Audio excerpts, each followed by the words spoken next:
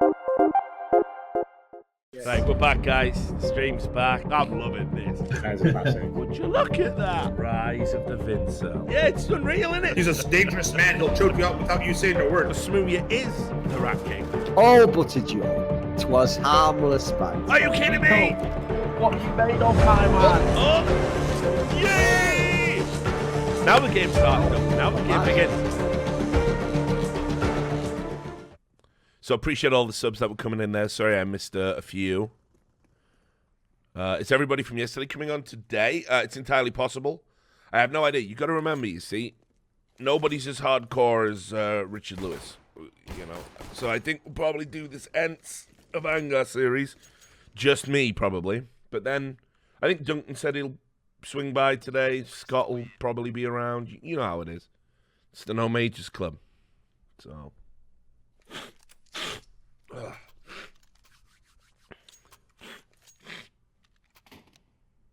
Let's have a little sniff there. There's Davey. You're more than welcome to join me, Davey, son. I don't know why you're awake, though, at this ungodly hour. Thank you, Control Alt 31 T1 T3 for the sub. Appreciate it.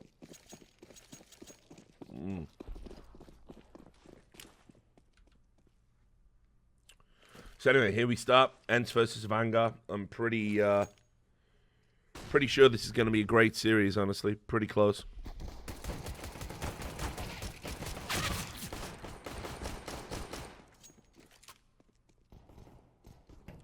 Control Alt Elite. Yes, I see what he did there. Yep.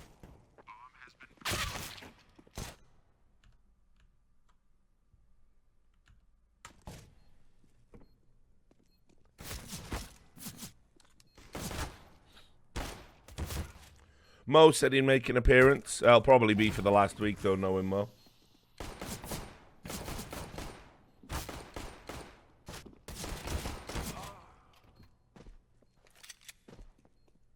This is winnable. Yep. There it is.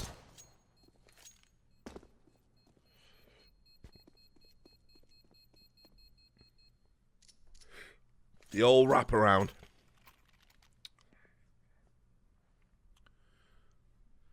So the players obviously that have been really standing out on Avangar have been James, sure, but Quicket has really sort of come into his own at this tournament and had a lot of attention on him. And Buster, you know, good pistol player, known for his deagle play in particular. So again, Avangar were one of the teams I honestly thought coming into this. I watched all of the CIS major because I've got mental health problems, and I just watch endless Counter-Strike for some reason. Thanks for the $5, Out Kingy. I've been lurking for years, and buddy, I've seen you. I know your name, so really appreciate it. You know, I kind of felt Avangar were one of the teams that people were sleeping on. I knew they would get to this stage. I think it was reflected in my pick'ems. It was a little bit inconceivable with all of the experience. I thought they would go further, but I mean, this is a team that has acquitted themselves very well, and it was always possible that with a good run, they could do something. Because I mean, they're capable of beating some of these teams.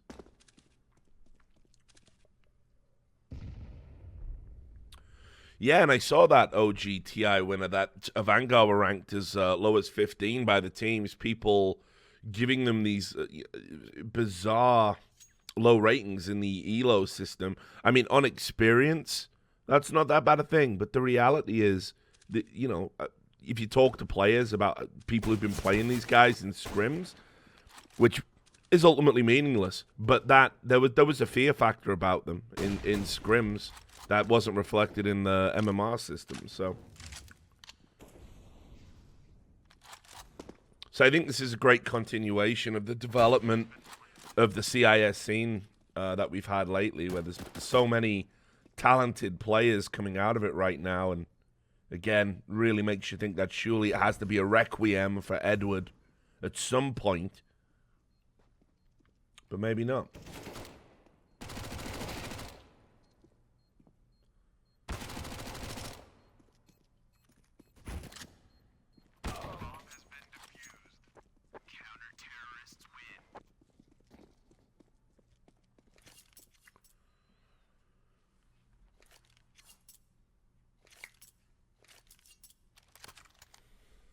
Yeah, that was a bit of a mess.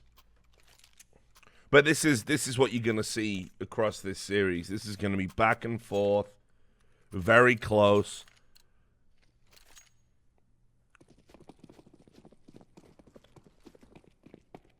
So I'm not saying it'll be a high-quality series, but I'm saying it'll be a close series and an exciting series. There'll be a lot of rounds that go back and forth on this one for sure.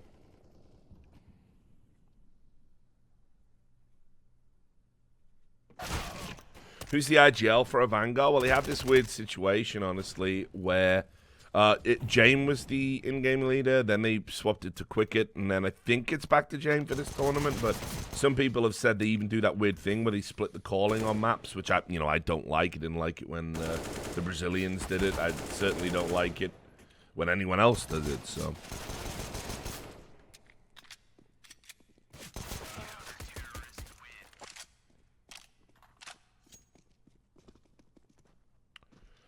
Yeah, Jame has been an IGL during periods of this Avangar team. I know people find that hard to believe because obviously he's the primary AWPer, obviously he's the star player, obviously he looks like Jesus, and obviously he's the in-game leader. I mean, this is what we're saying.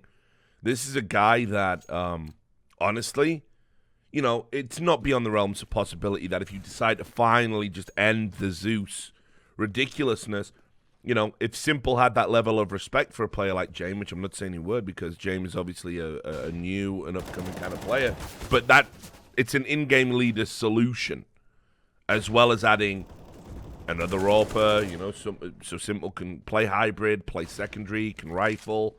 And if you were to take, like I say, one of the many talented CIS people on board as well, you've got a new look, fresh Na'Vi, and one that I think can genuinely challenge for the #1 spot.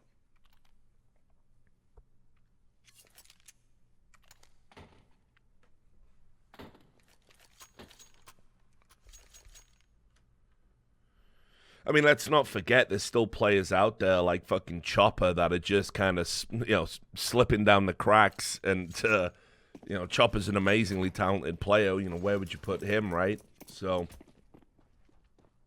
Good morning, good morning. Hey, Davey, how you doing, buddy? Good, a little tired, but, Yeah, I'm feeling it today, here anyways.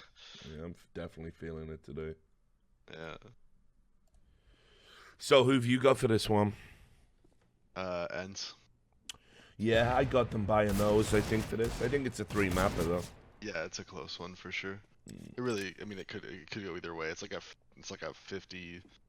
52-48. Yeah. Just made up those numbers, but it's real close. I just think Ence just has them a little bit on teamwork, and they can match them in skill, and I just think Ence is just a little bit better. Yeah.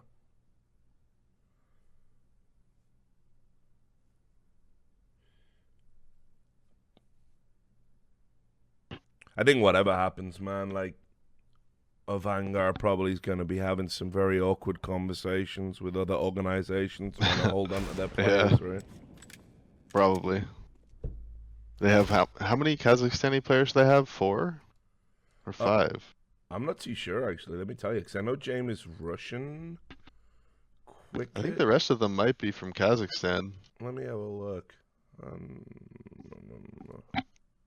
They still got the Kazakhstani flag, so... Yeah, James is Russian and the other 4 are from Kazakhstan. Yeah.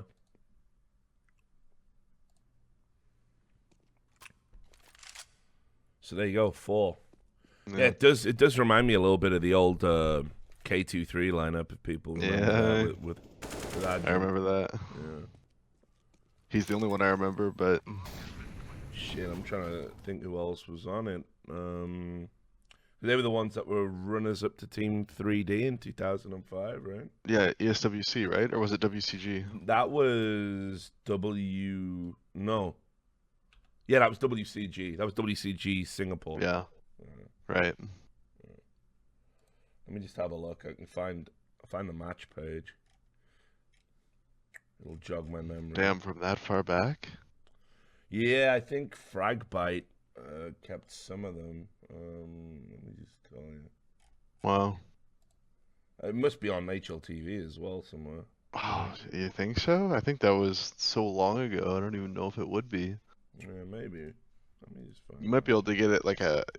Actually, I could probably find a Hang on, there's frag there movie you or go. something. Yeah, I was gonna say I've got the game here on the grand final 5th day. It's blurry as fuck. Let me see if I can see any of the names. It's in that glorious like 140 Yeah. or something. Exactly what you'd expect. Yeah, it's such a shame, man, because Gottfrag had it all, like, and fucking Gottfrag's not there anymore, is it? Yeah. Lost on So someone's there's hard this drive. guy named Kiss, K-I-S. Yeah. This is just in some random YouTube frag movie. I think this one might be a little bullshit. It's just this one guy. Yeah. So never mind. Take it back.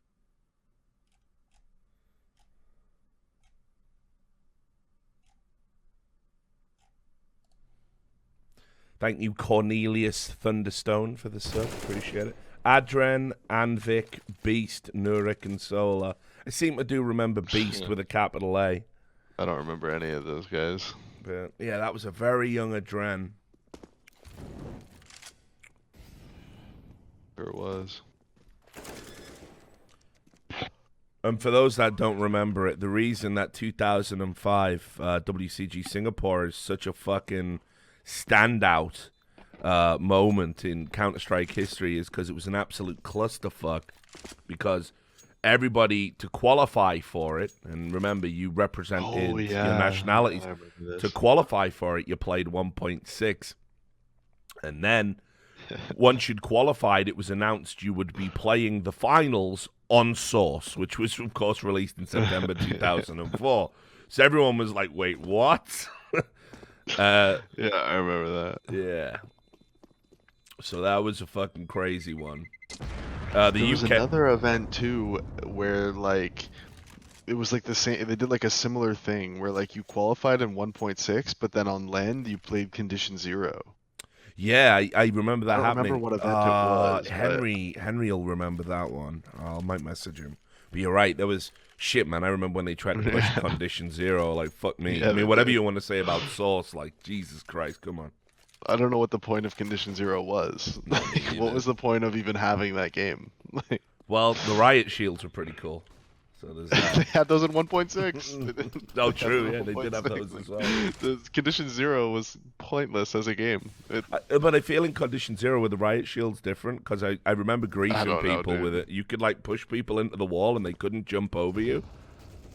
You could do like a double stack of like fucking riot shields and slot them I in a don't corner. remember, man. I played like Till they left the server. like no condition 0, so I have no clue. Well, the team that I used to manage, the org I used to manage, Zboard, they actually had a team that was undefeated in condition 0. So just saying. I'm happy for them. Yeah, very, very much, very much so. I'm happy Yeah. for them. Yeah, we didn't lose a single condition 0 game. So there's that. Do you still put that on your resume? It's funny, it hasn't come up really. Hasn't come up at all, actually. So. Shocking. Yeah, we were the NIP of condition 0, basically. So we had like, You know, honestly, you should be proud of that. yeah, it was what was the It's a big streak? deal. I think it was 50-something games undefeated. So in official league play. Yeah. Well, I mean, yeah. It would need to be, otherwise it wouldn't even be an achievement. Well, exactly. But yeah, I mean, I don't know what the fuck they were trying to push condition 0 for. Like, that was crazy. But I mean, I don't know. the madness about 2005 was, I mean, this is of course, you know, in Singapore, was there was none of the plugins or anything. So this game was an absolute buggy mess. I mean, you have to understand that the game that launches in 2004, and then you're playing what is meant to be one of the elite level competitions in the esports space on it by, you know, mid 2005 or wherever it was. It was insanely bad. It was one of the things that like poisoned the 1.6 community against Source. I mean, first of all, it is absurd to qualify on 1.6 and then have to play Source in the final. It's just so unreasonable. Yeah. It's unbelievable. But the fact that it was this absolute nightmarish buggy mess, like all games are at launch these days. Yeah, it was really bad. But I mean, Team 3D didn't give a fuck. They're in the WCG Hall of Fame, along with the Poles. I think they're the only two Yeah. Counter-Strike teams in there. How many times did the Poles win it? They won it Twice. 2009 and 2000. Yeah, they won it as 11? I want to say they won it as ESC, and then they won it as a game. They won it as again, and Yeah. then I know they won it as again in 2000. Oh, dude, fuck Someone me. said 3 times in the chat. Is it that? It might have been 3 times. It might have been 3 times because they won the one that was in Italy, right? Yeah, in there you go. 2006. 2006, And then they won 2009, and I'm pretty sure they won 2000. Yeah. They won in 2006 as Pentagram G-Shock, and then Yeah, that's right. 2009 they were. I think they were again in 2009, and then again they were again in 2011. I'm pretty sure. Yeah, because I remember them in 2009 when they were called again because they broke away from. It was a South African esports organization that was funding them called Vitriolic. Yeah. And I covered. I knew the guy who was like basically had fucked up. They had a manager, a friend of mine called Jahan, right? And Vitriolic were like.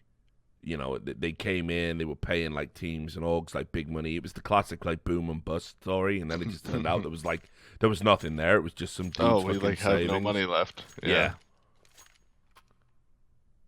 So I remember covering all of that in 2009, and then and literally they got dropped just before WCG.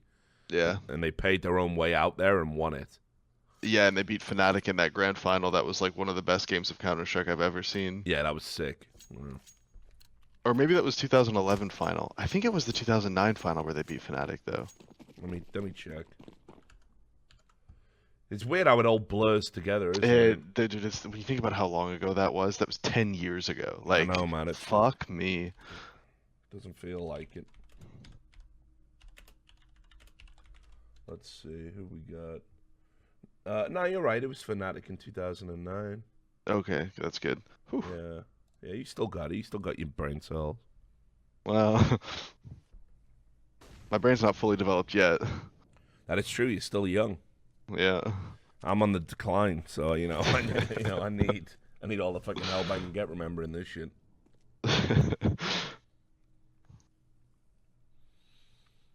But yeah, man, they were fucking great back then. The crazy thing is, from what I remember as well, back in 2009, I think they kind of gone off the boil a little bit. The Poles, like when they were like as Vitriolic, they were like. Yeah, 2008 wasn't a great year for them. Yeah, that's why when they pulled it out and won WCG, it was like fucking insane. No, it was like a big underdog thing. Like they weren't expected to win. Like Fnatic had been dominating that year too. Yeah, absolutely. I'm sure you could ask Thorin about that. He'll tell you all about it. Oh shit, man! I was there for most of those events. I was there for most of that. I remember,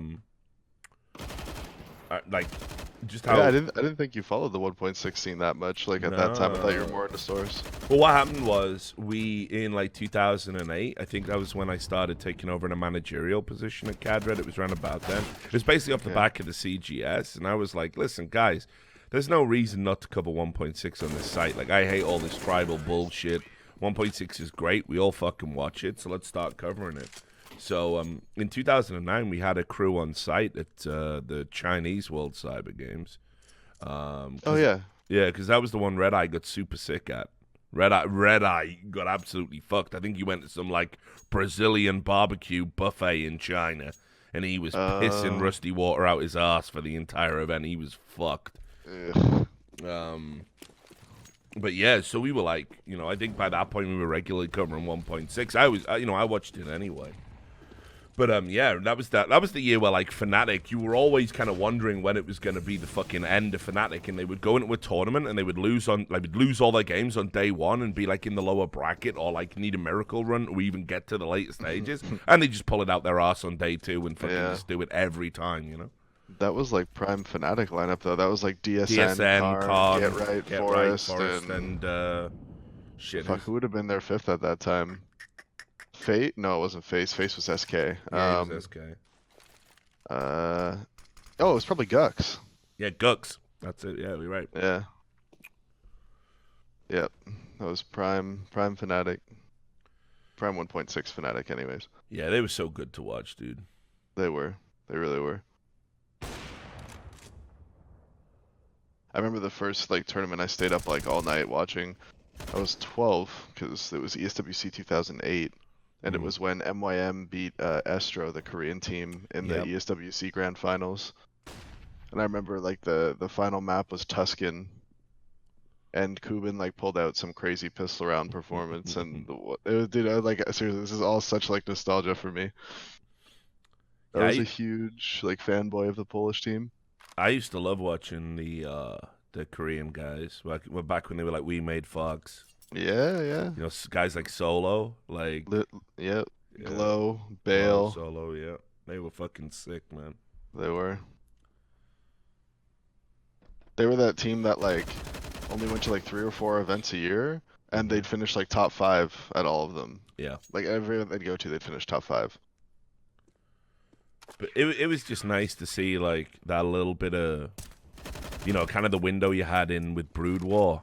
And you know, we made Fox for bringing that to Counter-Strike. You know, they turn up in those like unbelievable, like pristine white, super cool jackets. Oh yeah, with like the patches on. Yeah, them with the patches on them. It just looked so fucking sick so compared sweet, to what we were doing in Europe.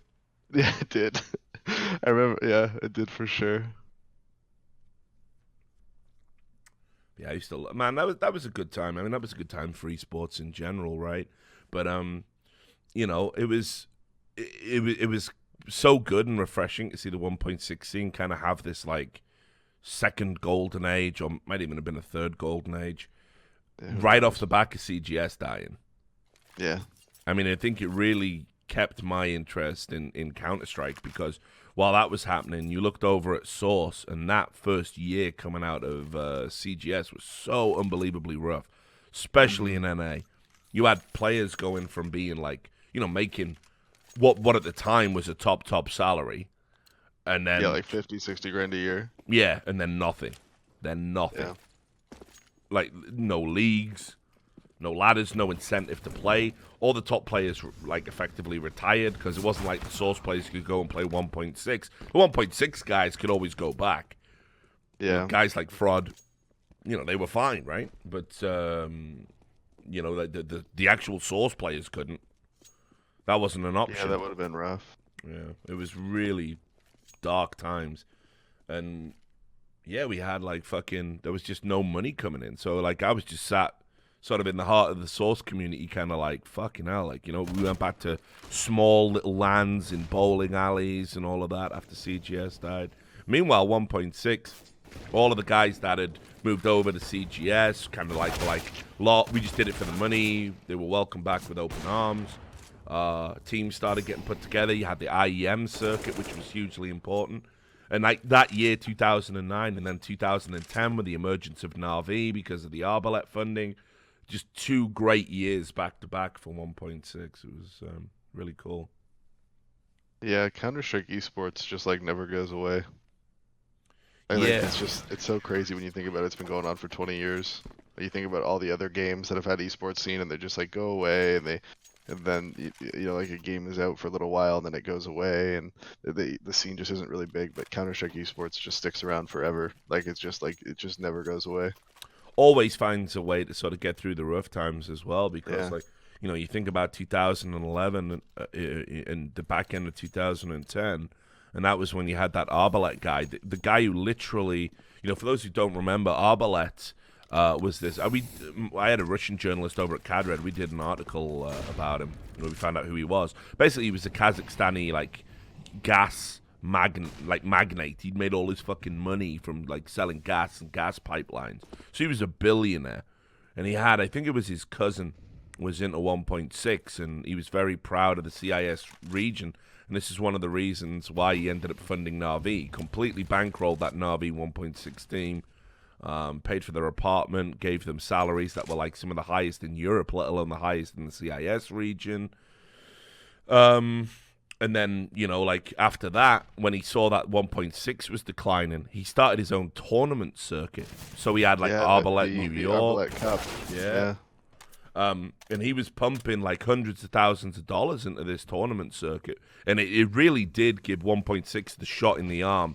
Because towards 2011, 2012, I mean, shit, that was when like Counter-Strike was kind of dying off, and we were wondering where the fuck we were going to go, because Source was shrinking, 1.6 was shrinking. Well, the stock market crashing really didn't help esports at that time either. Yeah, well, that's what I mean. You come out of 2009, you Yeah, it you was you have the brutal. CGS collapse, and then global recession. So all the marketing budgets were Yeah. rescinded, and yeah, I mean that was if you made it through esports in 2009, like there's nothing that's gonna happen to you now that's gonna put you out of business because Oh yeah. Like that esports is just not as much right now, but especially at that time, it was just purely funded on marketing. Like it was just all marketing and advertising, and that was where all the money came from. Now there's angel investors and stuff, a lot more of them. yeah, exactly. Like back then, you were literally hustling to get like a $10,000 sponsorship. I mean, it ain't like that Oh, now yeah. for sure. I don't know how Ariel's winning some of these gunfights. It's Like, been great this tournament. Probably has been the standout, honestly. I eh. think, He's winning gunfights he has no business winning.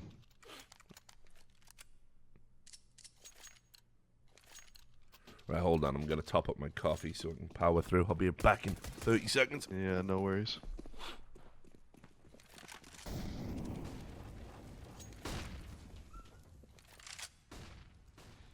It's just me and you now, guys. What do you guys want to talk about? I got the chat open now. Now that it's just the 1,500 of us or whatever the account's at. Are you a furry? No. I don't vape, sorry. Send nudes, okay. Think about how sexy Sex 7 looks. Yeah, pretty sexy. Trump 2020, word. Where do you live? I live in Windsor. What's your opinion on anime? Not really my thing, but I can respect it. How's your dick doing? Great. I miss you Asking the shrieking big at questions. FIFA. The important questions. The important questions. I miss you shrieking at FIFA. Yeah, well, that's why I can't stream FIFA anymore. It's bad for my mental health. WESG Corona story. I felt bad telling that story. I felt bad after because when I told it, I had been peer pressured while I was streaming, and then I realized after that maybe I shouldn't have told that story. What's the story? It's the Kenny S story from WESG in China. Like you've hung out with Kenny S a little bit, I'm sure, right? Oh yeah, quite a bit down here. Yeah, Have you hung out with him and Apex together? Yeah, actually, I think we've been. They're out a drinking. terrible influence on each other. They like complement each other so well that they get each other going, and they got me going. And anyways, so I don't really want to retell the story because I feel bad, but pretty much Kenny S did some things that I considered to be really funny, Yeah. but they were, if you were a homophobe, you would say they were gay. Right, I see. To me, it was just funny. Like I just thought it was funny, right? So I told the story thinking it was funny, and then it ended up being the people like, "LOL, Kenny's so gay," and it was like, "What? No, like that wasn't the point of the story. Like that, I wasn't telling it like that. Like." Right, I see. And I felt bad after. People need to fucking grow up and get past that shit, dude. Yeah, like he just did. It was just funny. Like I don't want to retell the story because I don't want to. But yeah.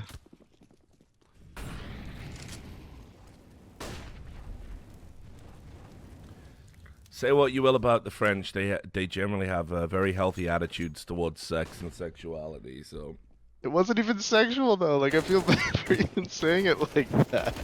Like it was just funny. Like I don't know, man. I've also like I've learned over the years that I am a lot.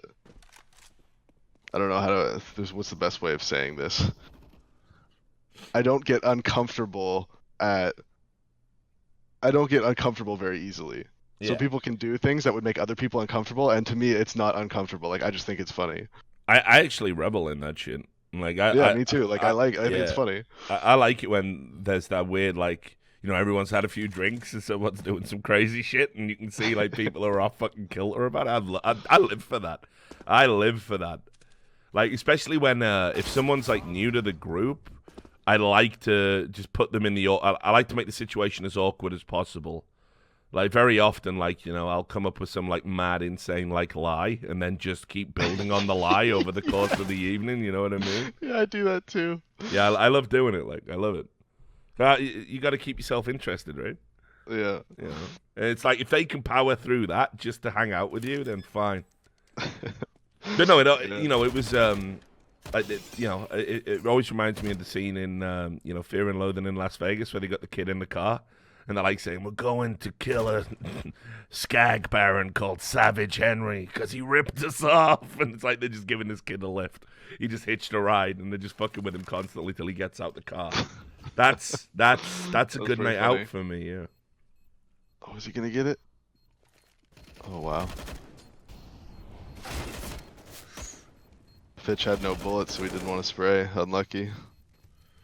He had like 6 bullets left. Yeah, that's unlucko malucko. Yeah.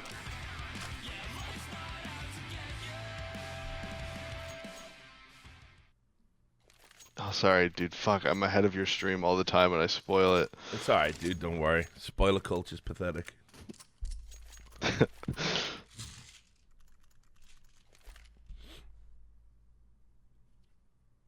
Yes, I was going to ask actually. I couldn't remember if we talked about it, but it looks like all that steel stuff is real over at Ghost Gaming. Yeah. So, do you have any opinions? I have some opinions. Yeah, good.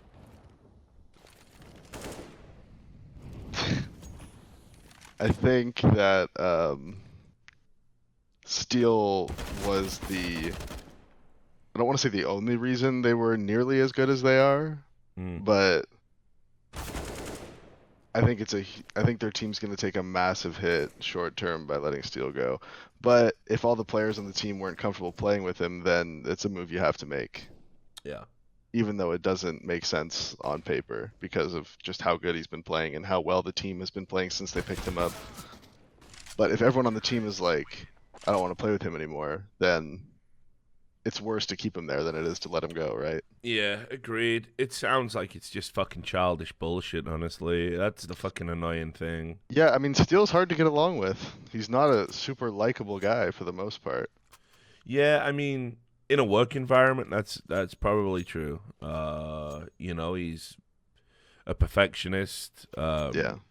I mean, like, for me, he's the IGL that had the balance a lot more right than Dazed ever did, right? I mean, like, Dazed was just thoroughly unpleasant to play with. Like, Steel, when it's good and everyone's doing what they should be and everyone's listening, the environment's fine. When things start going wrong, people stop listening, he will fucking tear you a new asshole. Yeah. And it's not something that would bug me, but I know there's lots of people that it would. And, like, me and Josh haven't ever really I would say, quote unquote, got along. He's always enjoyed talking shit about me, and I just don't particularly care. And why would he talk shit about you? It's weird. I'm not really sure. He did this thing where he came to coach us on Splice, where he was supposed to be our coach, and then after a day he said we're uncoachable and quit. And and then really? Yeah. He took 24 hours to make the assessment that you were uncoachable. He didn't even sit in on practice with us. He just like watched a VOD of like a scrim that I recorded, and then like tried and then like talked to us for like an hour in TeamSpeak, and then left and then said we were uncoachable. Yeah, that's crazy. So it was a little weird, but like I didn't, whatever. If he doesn't want to do it, he doesn't want to do it. Sure. It's just how it is. But yeah, I don't know. We've always just sort of gone back and forth, and mostly like when he gets really mad, it's like back in the day when we would play Rank S or play FPL or whatever, he would get mad really easily, and it was just kind of fun to poke at him. Right, I get it. So he just but me and him have always I don't hate the guy. I don't dislike him. If I ever see him, and it's always friendly. I don't know. I like him. I can see why he wouldn't be easy to get along with, especially on a team.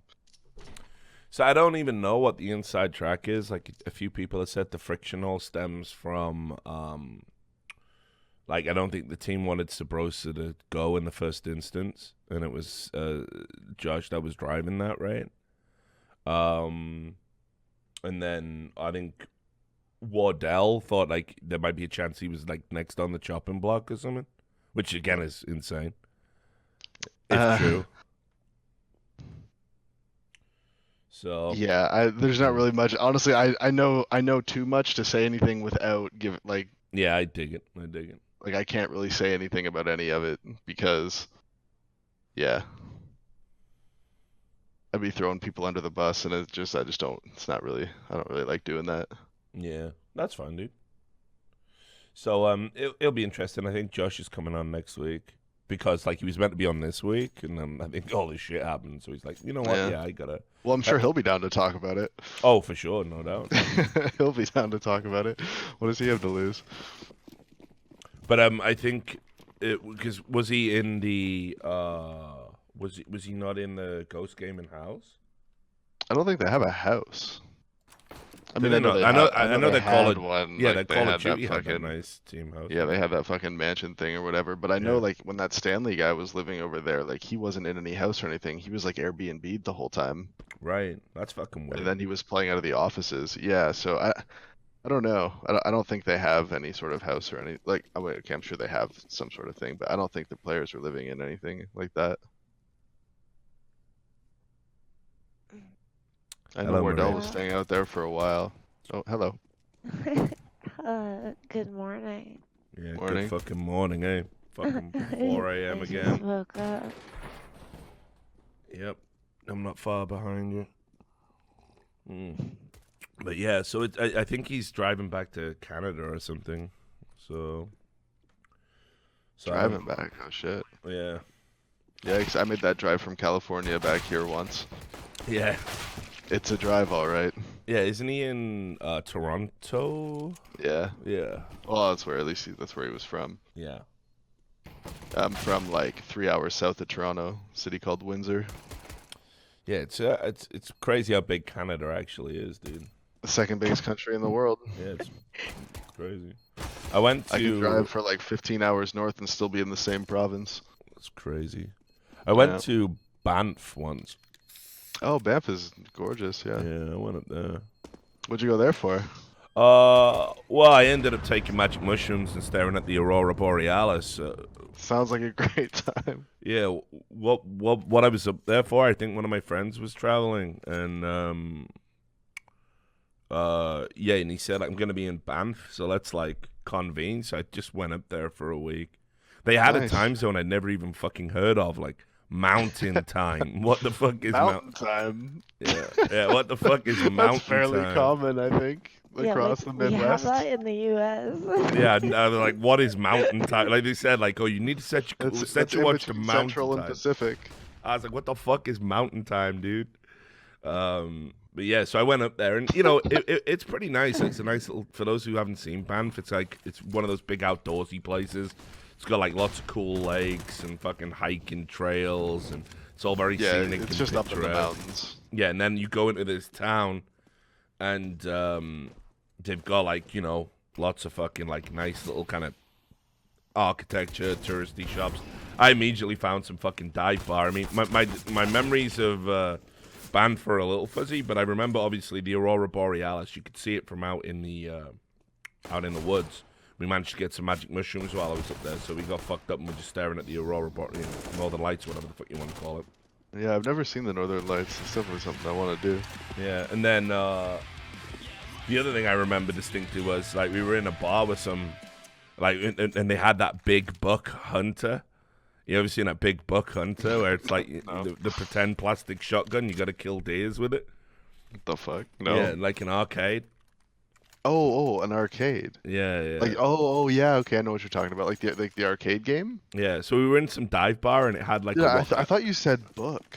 yeah, buck like B-U-C-K though. No, I not, thought you said not book like yeah, B-O-O-K. I was like yeah. the big book hunter. I was like, Yeah, the I've librarian. never seen that book. Yeah, I was like, no, I've never Yeah. seen that book, man. I don't know. But yeah, Okay, it was, buck hunter. I gotcha. yeah. So it was. So yeah, shit faced playing that in a bar full of fucking Banfians. Nobody that lives there is from there. No, It's they're that's all true. Other people. That's They're all from true. somewhere else. Yeah, a lot of Chinese tourists. Yeah. A lot of Chinese tourists in Banff. I wonder how they It seems found like no out matter about where Banff. you go, there's a lot of Chinese tourists, right? Like no matter which tourist place you go to, there's always a ton of Chinese tourists there. That social When you credit think score about might be it, changing. There, go on. There's more Chinese people in the world than Exactly. any other kind of people. so it would Steep. make a little sense. You guys are too wholesome. I don't want to like jump in on your Canadian Aurora Borealis talk. What's wholesome about doing magic mushrooms in a foreign country? I don't know, dude. Is that wholesome? Is that like I probably broke Canadian laws, did I? Yeah, technically. Yeah, whatever. Fucking. I know the cops here never cared. Like always when I was growing up, if like I had like people in high school, like personally, I know people always say this, but I actually mean this when I say this. I just like never did drugs really, like when I was growing up in high school. Mhm. But I had friends where cops would like catch them with a bunch of drugs, and they would just be like, "All right, give them to me, go away." Like they would, like that's all it was. It was just like confiscate and go home. Like Yeah. I swear they just took them and went and did them themselves. Like nobody ever cared. I'm also from like a really small town though. So Shit, that that's plays the a other part. fucking thing that I remember now about Banff, right? There's fucking bears everywhere, isn't there? So, maybe. Yeah, no, there is, dude. Right? There's we all like one of the guys that we went out drinking with was like some fucking ranger or something, right? And apparently, what they've all trained the This is bears so to do. Canadian. Yeah, what they've all trained the bears to do is they walk around, and if you see a bear, you have to go, "Hey bear, hey bear," in this like stupid fucking Canadian voice or whatever the fuck. And it makes the bears, they know that like you're about to like pump some rock salt into them or something.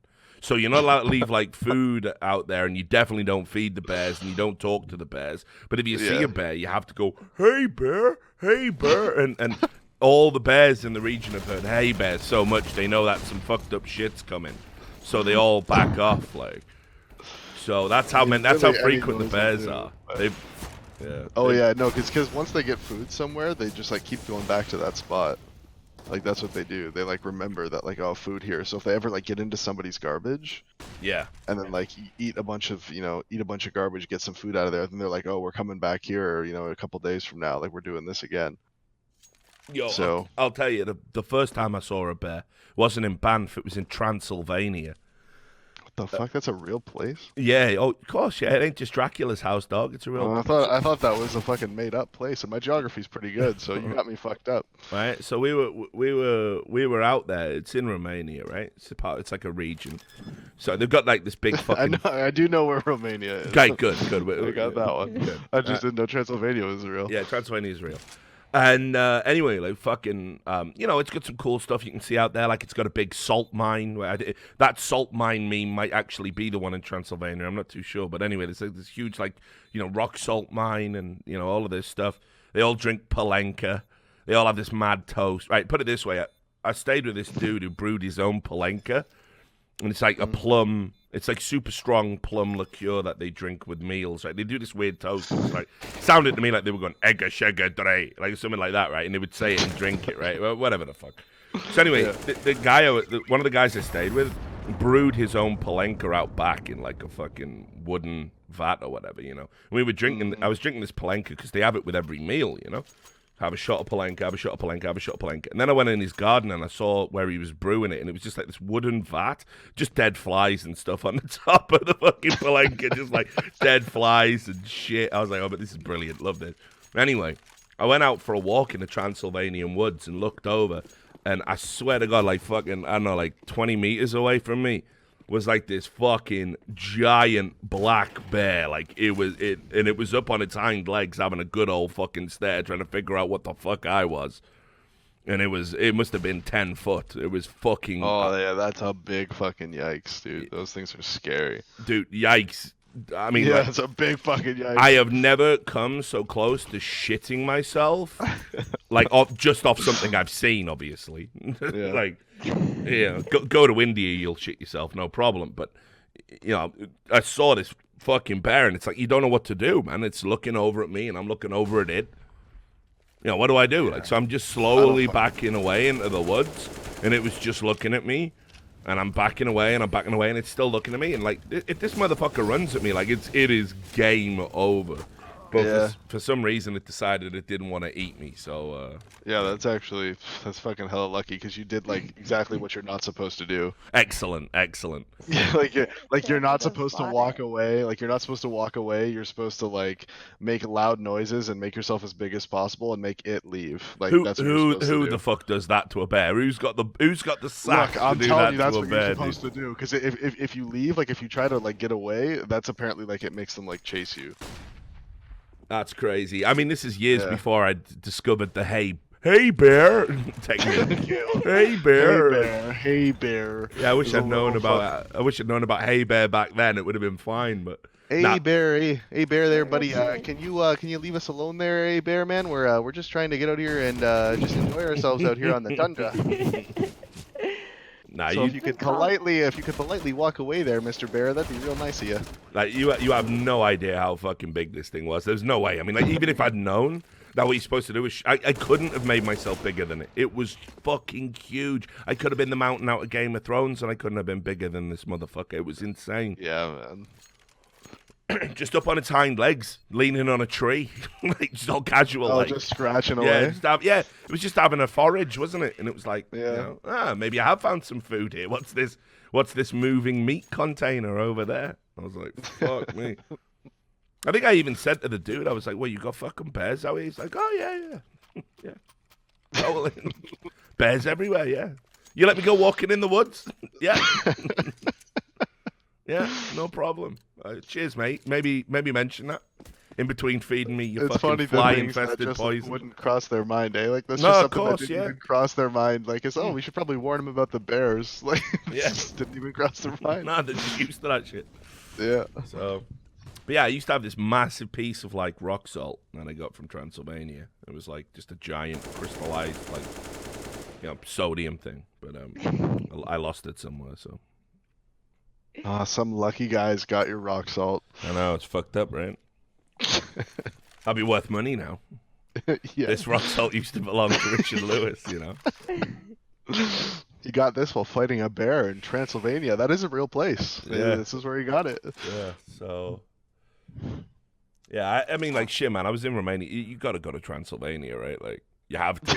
You have to, right? Like, I mean, fuck. I mean, I guess. it's where I Dracula mean, if I was lives. there, come like, on, imagine dude. we didn't have this conversation and I was there and someone was like, you want to go to Transylvania? I'd have to be like, fuck, I guess. Like, yeah, for real. dude. yeah. For real. Like, Transylvania lives. Dracula lives in Transylvania. There's no way I wasn't gonna go, man. Yeah.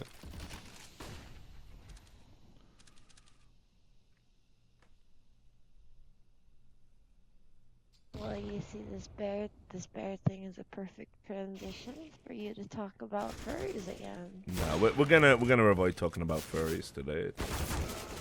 But somebody tweeted My us. advice. Somebody tweeted a suspiciously sexy werewolf at me the other day. So it's like, let's leave it there. It's not the first time you've been called a bear. That that's is for true. sure. I get that quite a bit, unfortunately. I think one day I wouldn't be able to do it on Twitch, but I could probably just record a YouTube video. I think me and Sam should do a video of like all the weird sex email I get. I think that'd be pretty funny. Like just fucking weird fucking all the fucking choke me daddy shit that I get. Like, Oh, yeah. oh yeah. Yeah, I don't want to take full credit, but a couple of those. I thought you were gonna say they're from Kenny Ayers. No, stop. Don't do this to me. Yeah, Dude, well, no, I actually felt so bad after I like DM'd him. I was like, man, like I'm so sorry. Kenny's good people, man. Like No, he is. He doesn't is. Him hold and a Apex grudge. were joking about it on Twitter, so Yeah. it made me feel better.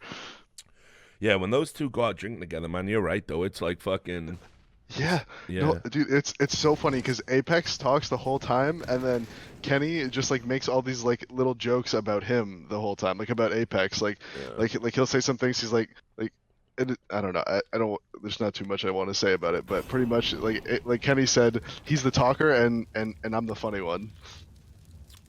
Like it's just that's how Kenny described them. it's just how they keep like up in the ante, like in terms of like drinking, especially like Yeah. you know, One guy will do a shot and then, and have a drink, and then the other will be like, well, I've done it, so now you got to do I was it. going to get a drink, and I asked anybody like if they wanted one, and Kenny was like, "Yeah, can you get me a triple vodka?" I was like, "Okay, man." Like, sure. They don't fuck around. I mean, you have to understand they were like forged by shocks. When it came to drinking. yeah. I mean they're already French, right? So I mean they're given like wine at a super young age and all that shit, culturally speaking.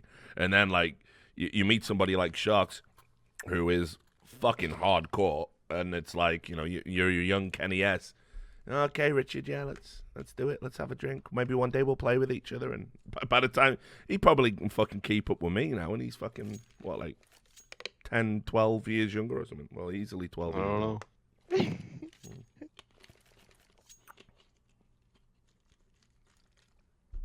Sorry, chat's reminding me of the Post-it note. Yeah, remember, there's plenty of topics on the Post-it note. Thanks for the sub, Odie. That's Odie, the Dignitas. Dignitas, great. I want to use your facilities. I should talk to him. Do you mean you want to use his toilet, or? No, the other Dignitas. Oh, right, okay. No.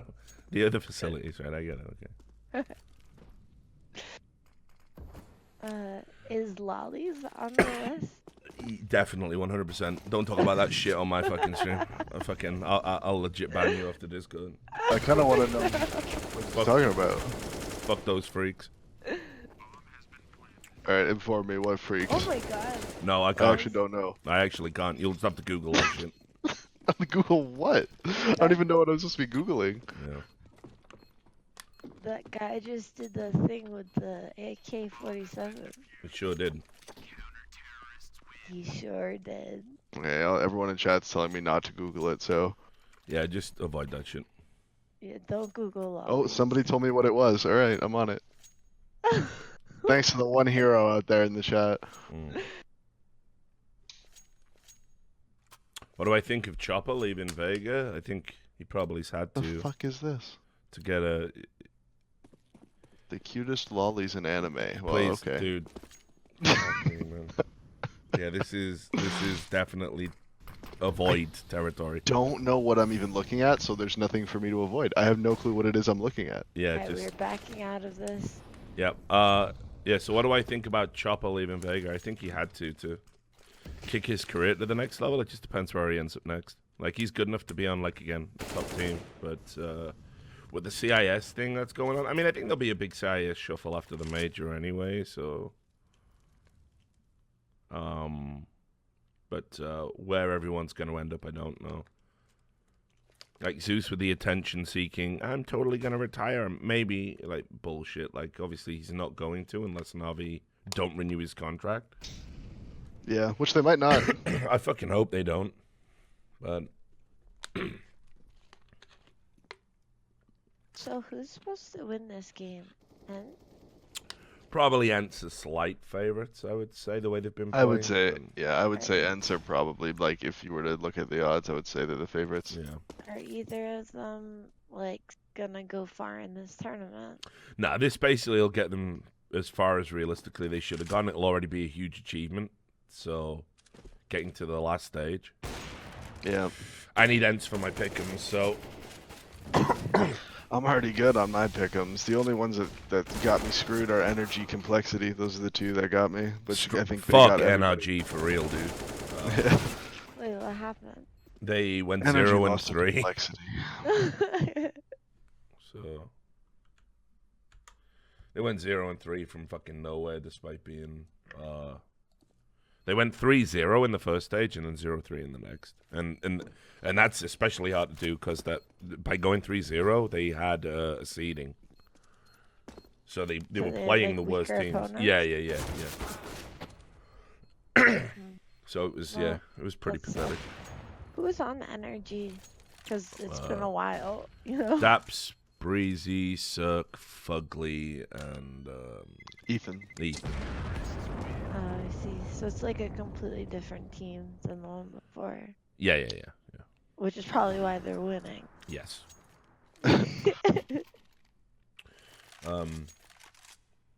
But yeah, I interviewed Andy Miller, who's the guy who like founded NRG. We were I did this interview. It'll be coming out in like 2 weeks on DeSerto. I think not this Sunday, but the Sunday after. In fact, actually, there should be. Yeah, not today. The next week. But yeah, he was talking about like, you know, the Cloud9 stuff and how that was like really overplayed, and that Cloud9 never made any official approach for Cirque, and that like he would never sell an individual player, and like, you know, if he got an offer he couldn't refuse for the team, he'd sell them as a 5. But he said there's no point in selling an individual player off this team, no matter how good the offer is. So there was like lots of interesting stuff in there. Yeah, I mean, I think anybody in the scene knew that Cirque was never actually, like, he was never going to go to Cloud9. It was just never going to happen. Like, even if they, like, it would never even have got to the point of Cloud9 making an official offer, because players talk to players before that shit happens. Yeah. And if any of the C9 players asked Cirque, he would have just said no. So, like, it wouldn't have even got to that point. Yeah, it was like basically what really drove the rumors home was, though, at the time the rumors started, suddenly Bryce fl0m, attorney at law, fucking Bryce fl0m, attorney at law, He's follows a Cirque. cartoon character, I swear. He is for sure, definitely. And then Jack, I think, followed Cirque as well on Twitter. So it's like people screenshot that and they go, okay, well, there's something afoot. But apparently there was no official approach whatsoever. So even if they were talking privately, I suspect what happened was Cirque reached out and said, you know, I'd like to join Cloud9 as a long-term replacement for Skadoodle. Is there any way I can get out this contract? They took one look and they were just like, nah. I really don't think that's what happened. What do you think, Davey? I don't think Cirque was ever going to leave Energy. I don't think he ever wanted to leave Energy. I think if the players asked him if he wanted to leave, I think he would have just said no. Interesting. You might know something I don't know, but based from everything I know, that's what I think happened. I'm all about there's known knowns, there's known unknowns, there's unknown knowns, and there's unknown unknowns. That's what I'm about. So. But yeah, I think. Yeah, me too. I think you know, I think there's a lot of people I've been saying that for would've- years. I think there's a lot of people that would have took the opportunity to replace Skadoodle. Wardell obviously wasn't one of them. But I thought Cirque would have at least considered it. I mean, I think it's, you know, no disrespect to NRG. I think going from NRG to Cloud9's a big step up in earning potential and brand recognition. Right now, I don't think it is. Interesting. Brand recognition, sure. Like, I think Cloud9's a more recognizable brand than NRG. But earning potential and team potential, I don't think at that time or even now, I don't think that would be, either one of those would be a guarantee as an upgrade. Yeah. It's going to be interesting to see what happens now, because this is obviously going 0-3. I mean, I think Daps is the one interview since, and you can tell, like, they're fucking really sore about it. I know you kind of dismissed it at the time as saying this is what they always do. They get to the next level, completely fuck it up, and then they'll come back and do, like, really, really well next time. But I don't know. I still say take Fugly out, put somebody in, and I think that's what it's going to take. I know a lot of people really like Fugly in the scene, but, you know, like, again, if you gave me a choice, even if it was like just you immediately slot him in and make him play all the roles, Tarek on NRG has got to be a step up. Yeah, I mean, it's hard to argue against that, like, just because of his experience, his pedigree, his ability. Yeah. Like, you just put everything into account. It's hard for anybody to make a good argument that Tarek isn't better than Fugly. Yeah, it's just hard to make that argument. But you also just, it's hard to know the inner workings of that team, and Fugly, like, might play a crucial role in bridging some relationship between two other players. Like, I don't know if I'm just making this up, by the way. I'm not saying this is a thing. I'm just saying that could be a thing. And you never know how it's going to affect a team, taking out a player that all of the players on the team like. But yeah, like you said, it's hard to, if Tarek's available and they want him and he wants to go there, it's hard to make any real argument for why that wouldn't make them better. Yeah. I think as well, like, a lot of people have been talking about these TSM rumors, right? Like, Yeah. TSM desperately throwing together 5 players because for some reason now they've decided it's a good It time to come back to CSGO. I mean, whatever team they smells- assemble. Yeah. It doesn't pass the sniff test, dude. Nah. It doesn't smell right. Well, why would I don't know why Tarek would want to do that to himself. I don't know why TSM would decide that's what they were gonna do after all this time being out of the scene and deciding not to pick up teams and and then they decide to do that. This doesn't really make sense. It adds credence to this franchise league rumor. Honestly, I'm sure you heard about this. Yeah. Is everywhere in esports getting franchised? 'Cause, Well, like, the you- rumor that's been circulating for a while in Counter-Strike is basically that Valve and some team owners have like had a talk about making like sort of an official like league that will be exclusive. The difference this time is though that it would be official Valve. So it wouldn't be like, oh, ESL are running an exclusivity league, so they fuck over everyone else. It would be Valve would be involved. Now listen, I don't know if there's any truth in it. I haven't even investigated it, but I've heard it from a few sources. People telling me it's definitely happening and all this, and it's like, listen, I've heard a million fucking rumors that didn't come to pass, and it seems antithetical to what Valve are about and what they want to do in the space. But then you see TSM desperately trying to throw together like just any shit 5 players that they can like to make a team. Why do that now? So it does beg the question. And listen, franchising isn't entirely bad, the franchise model, and I think we've seen from the online league contests that we've had going on with ESEA and fucking ESL and ECS and all this MDL, also the bullshit. You can't expect the league owners to play nice, and they won't, and they'll overlap with each other like ECS and ESL Pro League did.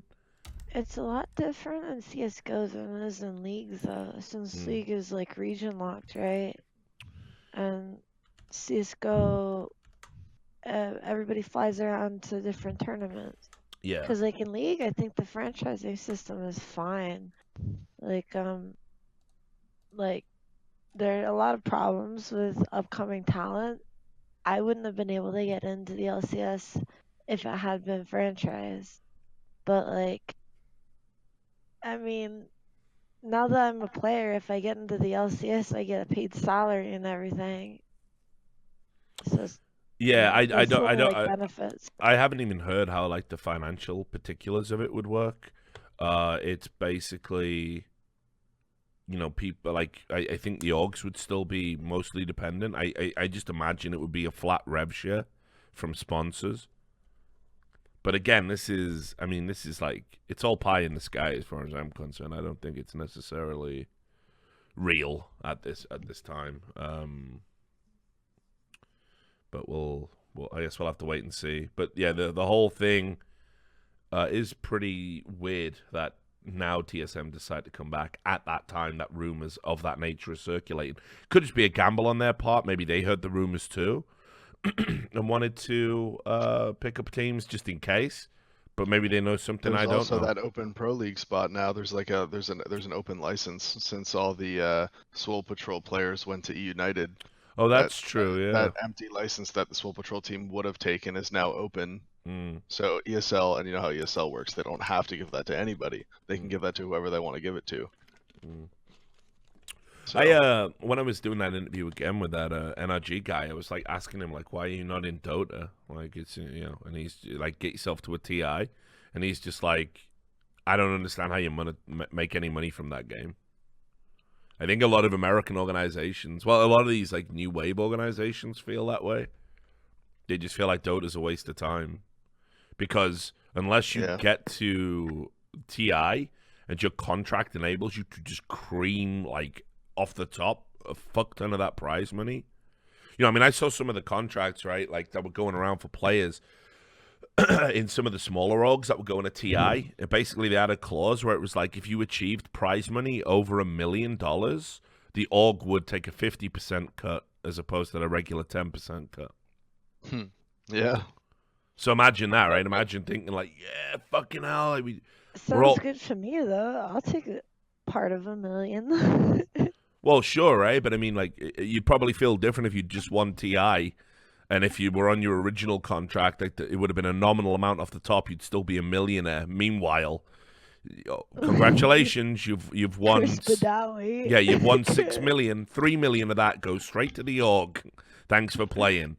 So yeah, I think you'd feel differently about But it. let's be real, I'm a league player. I'm never gonna win TI. That's true. Well, not only that, you're never gonna see prize money even close to that in league, right? So. Well, I am on one of the top earners, the top female earners in esports list. I think I'm near the top. It's good to know. It's given you such It's a very treasures and small riches. list. Yeah, I was gonna say.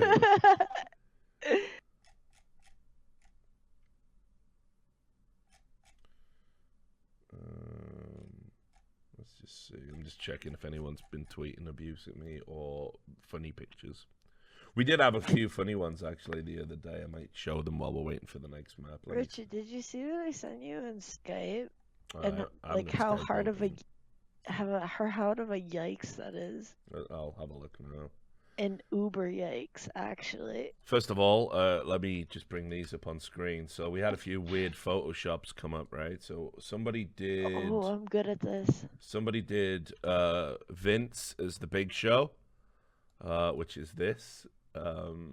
It kind of looks better with his small, like, little, perfectly round head. So we had that. And that's Vince Hill as the Big Show. Then this is a more obscure reference. This is obviously one for me and Duncan. Let me just find it. We actually had. Have you ever seen Total Recall? No. Right. Well, Total Recall's an Arnold Schwarzenegger film from the 80s, and it's got this little mutant in it called Quato, who basically he comes out of someone's stomach, and for some reason somebody said, do Moses as Quato. Like, I don't even understand why you would do it, but somebody did do it. So here he is. Here's little Moses, little Momo as Quato coming out of somebody's stomach. Please don't call him Lil Momo. It makes me uncomfortable.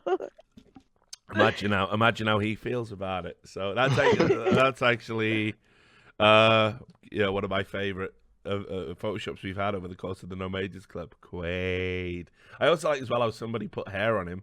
I think that's really Yeah, I saw that too. It's a nice touch. Like, just blended him into the stomach with hair. So anyway, right. Let me have a look at this thing that's supposedly a hard yikes.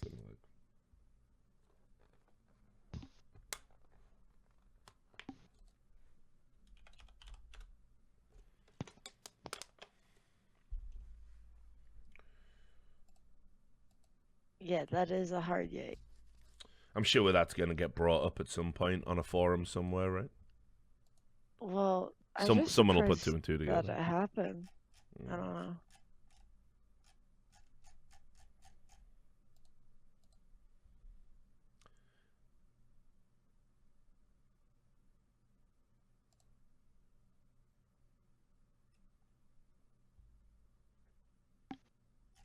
On a side note, don't mean to go off topic here, but this Please do. series should pretty much be over. I can't see how Ence loses on train.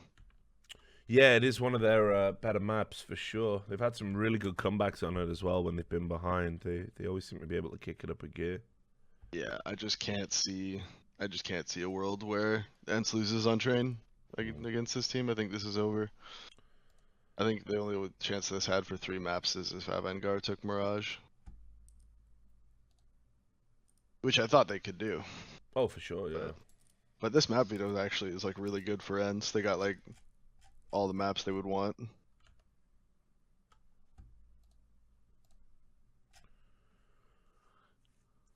Trying to figure out what's going on here.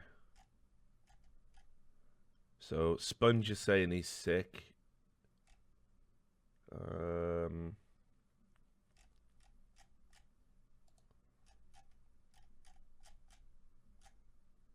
I'll be right back. Yeah, do your thing, dude. I'm making a Photoshop. Oh God. What is that supposed to mean? I'm just dreading what it's gonna be. Obviously.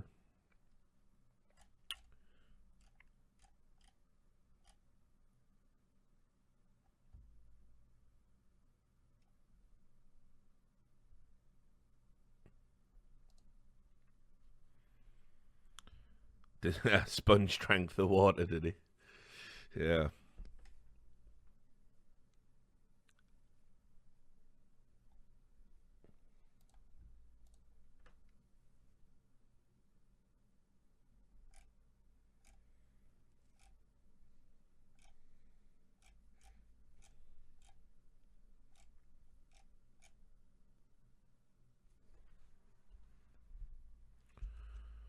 What's my opinion on players using things like Adderall and nootropics? I think when I see a definitive study that proves that they are performance-enhancing drugs for esports, then I will take a stand on it. We don't have that data until the studies are in. I don't think you can say one way or the other.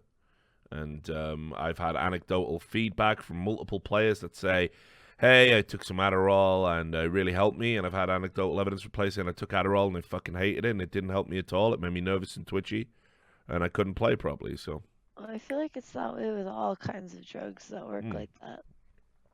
Like Xanax made me very anxious and not in a good place, whereas different benzos have different effects. So I guess it changes from player to player, which is gonna it's gonna be hard to regulate anything. Oh, for sure. Because some people are gonna need like, oh, my asthma inhaler makes me play better because I can breathe. Yeah, right. Well, it's funny you mention that because some forms of asthma drugs are obviously on, I think what they call a reserved list, where you need a medical dispensation to use them. I think Bradley Wiggins got pinched with that. Right. Yeah, he's a British cyclist. I think he had an asthma pump or something, so it was something like that. Sucks to your asthma. Indeed. Yeah, and it's funny because that's an old reference.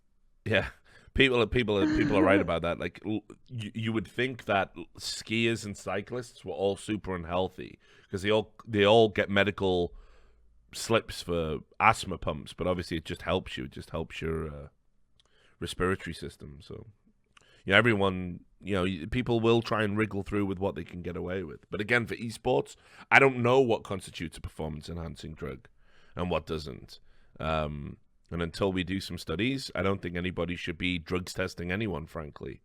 Until we do some studies, I think that I'm going to apply as a life coach and start feeding my players caffeine pills. Indeed, why not? I mean, this is the other thing as well. Like, I had it on good authority from a Riot Games employee. They were like, when the ESL drugs testing thing came in, I said, oh, well, that's kind of an industry game changer. Are Riot going to do any drugs testing? Because I know they're big up on all of that, being at the forefront. And they were just like, if we did drugs testing in League of Legends, there wouldn't be a single NALCS team, Yeah, I'm sure, it's Cali. I'm sure everyone's smoking something. Well, not just that. I mean, everyone's fucking popping addies. Let's be real. let's call it. Are they really? Well, I would go so far as to say probably is every LCS franchise has at least one person that's on some sort of enhancement. I mean, yeah. Do you think legitimately on the enhancement, as in they need it, or? Well, this is the other thing. It's pretty easy to get a script for it, or it used to be. So I mean, make of that what you will. Well, one thing I've noticed is that, if you spend the time to grind out, how many hours, you're probably not very mentally healthy. So I'm not surprised that a lot of these pros have, these prescriptions, like me, Well, so when I was looking into this again, it was another story that I just tanked and put to one side. I interviewed a dude who was an Adderall dealer. And he used to go to all the Halo events and then all the Call of Duty events.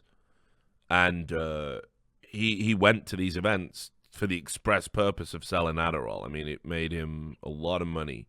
And he said, listen, all of these teams were buying them. It was like people would just meet him in the bathroom. There'd be a queue, be all the top players, boom, boom, boom. And, he gave me all these specific examples. And then at the same time, I was looking into that story. Yeah, thanks for the $3 donation, ex-Defel. at the same time I was looking into that story, there was something that happened in the UK, I think it was, at a LAN, where a player had to go and, was put in the medical tent, was taken away by paramedics, and they all said, oh, he drank too many energy drinks. But what had actually happened was he'd fucking been popping way too much Adderall, and you could have fried an egg on this motherfucker, you know? And I'm sure people know which event I'm talking about. They covered it up, but I had all the proof and everything. It was just like, you know, I even reached out to the guy, and he was like, "Oh, I've been advised not to say anything." You know. Well, at one point, it's just kind of like you're gonna start like a media shitstorm, Yeah, for and sure. like mainstream media shitstorm. Yeah, and I don't know if that helps anyone because, as I said, I don't necessarily think Adderall is performance enhancing. Yeah, I don't necessarily think it is. There you go. Someone in the chat. I was there for it. It was EGL Sheffield. It was on England's second biggest COD team. See? People know. People know the secrets that get covered up in esports. Thanks for the $3, Mickey Quinn. I wish you were the real Mickey Quinn from Newcastle. What do I think of Ferdinand's comment saying Newcastle fans should thank Mike Ashley? The only thing... Well, I can't even. The only thing Richard likes about that is fur. No, I loathe Mike Ashley, like most Newcastle fans. So I don't know why the fuck we should thank him. You know, should we thank him for bringing in Dennis Wise? Should we thank him for bringing in Joe Kinnear? Should we thank him for not fucking making signings time and time again? Should we thank him for when we got relegated and he swore blind he was going to sell the club and then he didn't? And he clung on to it, and he tried to play victim, and he put that public letter out saying, oh, my children can't even come to the game now. You've got a private box, you silly cunt. How the fuck are your kids affected? Do we thank him for taking a sponsor that was a payday loan company, a predatory company that loans money to the desperate and the needy in a region that has high unemployment and low income? Do we thank him for that? Which part do I thank him for? Mike Ashley is a fucking scourge on Newcastle. He is a fucking tumor on the side of it that has metastasized and is spreading Cockney dirtbags through my beloved team. So fuck that fat Cockney bastard. Fuck him forever. And anyone who thinks that we should be thanking him is a fucking prat. There we are. That's my thoughts on that. Never shy about an opinion, all right? Never shy. I have no opinion. Yeah, it's weird how you have no opinion about the English Premier League and Mike Ashley. My favorite player was on Manchester United. Okay. It was Vidic. Yeah, Vidic was a beast. Yeah. I played soccer in high school, and I always cheered for the Serbian team. Like the national.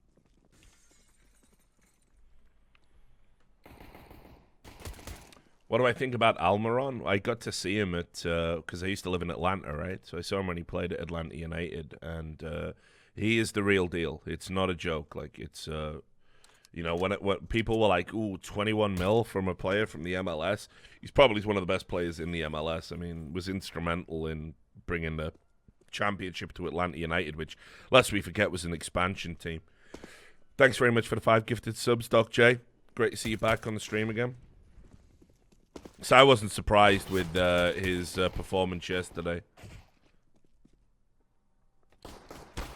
Do I have a favorite NBA team? Dude, I tapped out of the NBA because my team was the Seattle Supersonics, so... Roasted. Yeah, I go fucking roasted hard on that one. So, I just haven't followed them since, you know?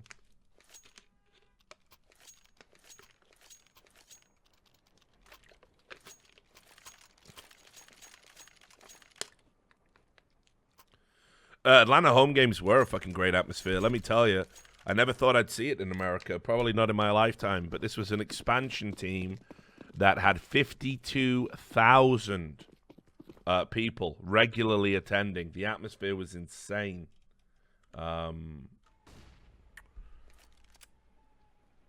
And yeah, they used to sell out all the time.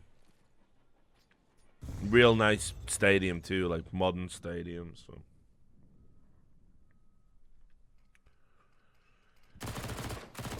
And there was like a lot of good sports bars in Atlanta where if you couldn't get a ticket off a scalper or whatever, because like I say, the tickets were pretty hard to come by, which I thought was insane when I went there. Everyone was going, "Oh, do you want to go to the Atlanta game?" It's like pretty hard to get, honestly, but considering.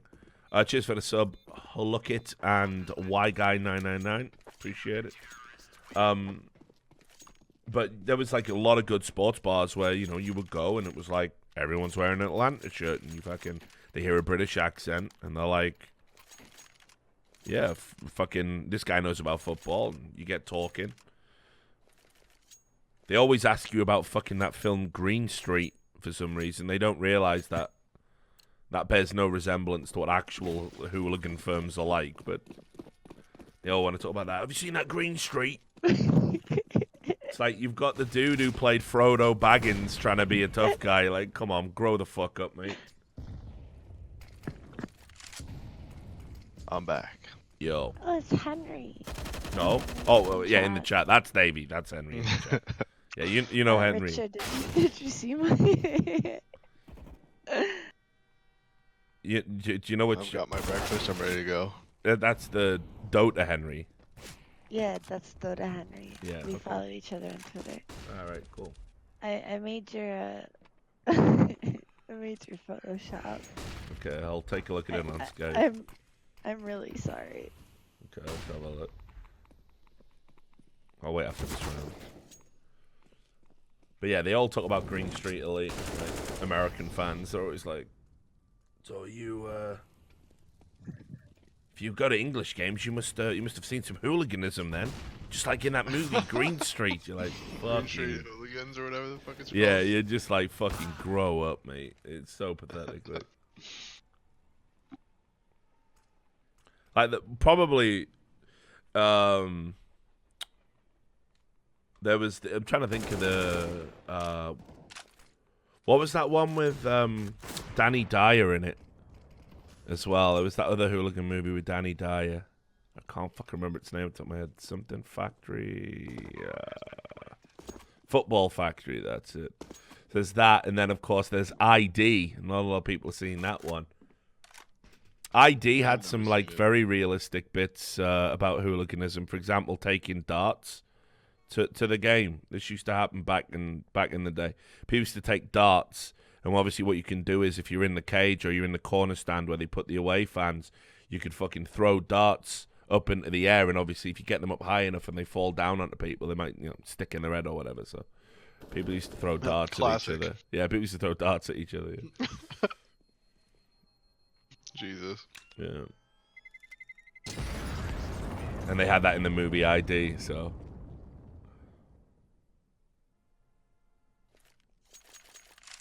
Yeah, that's Cass. Cass was the guy who used to run the ICF, the Intercity firm, which the Intercity firm were notorious from West Ham because they were like, as a firm, they weren't just like tough, but they took it like unbelievably serious. They were like a militarized hooligan firm. They literally, apparently, like, they got all these like mad legendary stories about them, but apparently they were like really into like, all of the ultra guys were like reading like military handbooks and stuff. Holy shit. So like, they had like military tactics when they went to like fucking meet.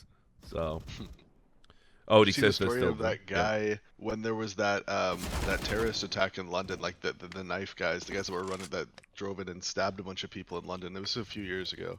Yeah. And there was that guy in the pub who's so when they came in just started stabbing people. I guess he was part of the whatever the fucking Millwall firm is, and if you know anything about the Millwall firm, they're Millwall in general is just known for being just fucked, right? Yeah, that was the guy. And apparently Yeah. he was just chanting like fuck you, I'm Millwall. And he just like starts fighting these guys with the knives, just getting stabbed. He's like, fuck it, I'm going. Like he's just fighting them. Yeah, he did, man. It was like there was some fucking interview and he was like, "Fucking ISIS, we're fucking Millwall, you cunts." I was like, "Fucking hell, man!" Like ridiculous. Just no perspective. Just none. Richard, But Yes. fuck it, you gotta respect it. you Sean 9. Yep, he gave 500 bits. I saw. For me, Mm-hmm. and also for Ant. Yeah, but yeah, man.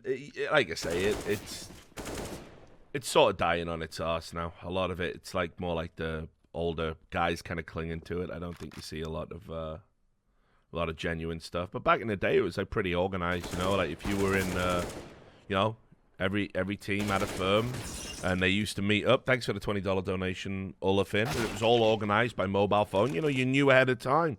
You knew ahead of time if you were going to a game. You know, you would put your phone call in days in advance. So, like, the head of the firm, you know, whoever was organizing the meet would call up the other guy from the other firm and be like, yeah, all right, so when are we all stabbing each other then? Yeah, we're going to do it on Friday. Yeah, no problem. Yeah, right after the game. Yep, see you there. Where do you want to meet then? There's a car park down the road, yeah. And they would fucking organize it like that. And then, you know, they would go and fucking do it. It was like, it's insane, you know. Don't see a problem. Yeah. I don't see a problem with that. Bunch of grown men want to get together and stab each other. What's the issue? It's so fucking crazy, isn't it? It's like surreal, you know. Thanks for the And $3, why? Alan Well, Shearer. You know, football. What more needs to be said? All makes sense to me. Yeah, it was a crazy time. It was a crazy time. Back in the day. Yeah, my grandpa's from Portsmouth, and I don't know if it was my great grandpa or my grandpa's brother, like my great uncle. I'm not sure, but he was the goalkeeper for Portsmouth, like Oh yeah? early 1900s, like before this was a thing. That's crazy. Yeah, it was like a long ass time ago, and apparently it was real prevalent back then. Thanks for the 1,000 cheers, Laura. Appreciate it. And that's of Ohio. So you have to do the nani. What? No. It's too early, dude. It's too early, and it's It's the end true. of the week. I've had like a fucking Or 5-6 days of early starts. I'm gonna post the picture again.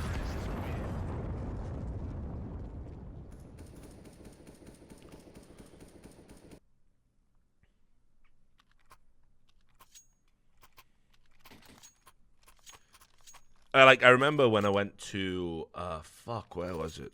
I think it was Zagreb. And I went to it was a European away game, and I was expecting that one to be fucking pretty hairy. But what was interesting? Thanks for the $5 donation, Billy the Reaper. Appreciate it. What was interesting about that was when we got over there, they all idolized like British football fans because they all thought we were fucking like hooligans, you know. And then, so I remember being sat in this bar and this guy like pulled out like a fucking, he had one of them knives with like the knuckle dusters built into it, and he was going, "Hello English, yes, you like this English? You have one?" I was like, nah, couldn't bring a knife with me to this game, mate. I was trying to be like all cool and shit, like, "Oh, good English, good. Tell you what, if you want to see real fighting, maybe you come to our game next weekend." And he was like lifting his jacket, and he had like fucking tear gas canisters and shit. Like, fucking grow up, man. This is mental. Like, It's really they just have nothing better to do. Yeah. That's really what it is. "You drink with us today, English?" I'm like, yeah, definitely, mate. Yeah, you just give me the address and I'll meet you there. Yeah, just gonna take a piss now, yeah. Yeah, it was pretty wild. Like,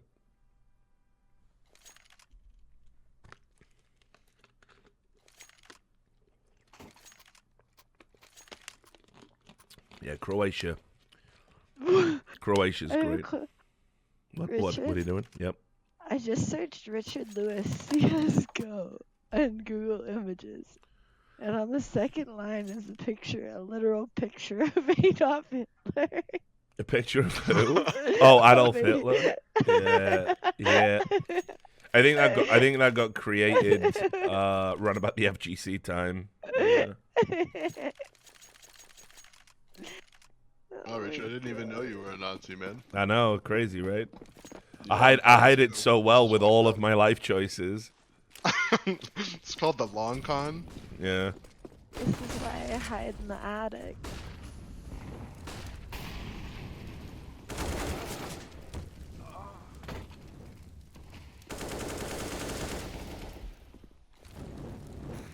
Thanks for the $3 again, Mickey Quinn. I'm not gonna read that. I'm literally shaking right now. Yeah. I do have that effect on people.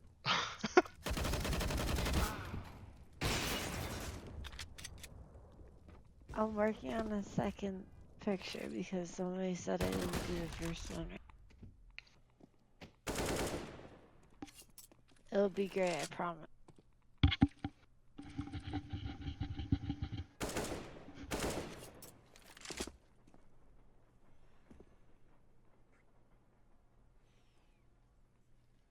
Can you get me a picture of Smoya? No. Please. I'm sure you'll be able to find it through the power of Google.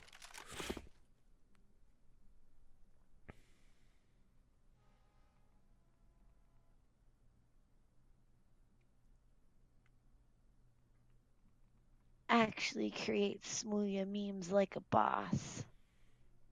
Choke time.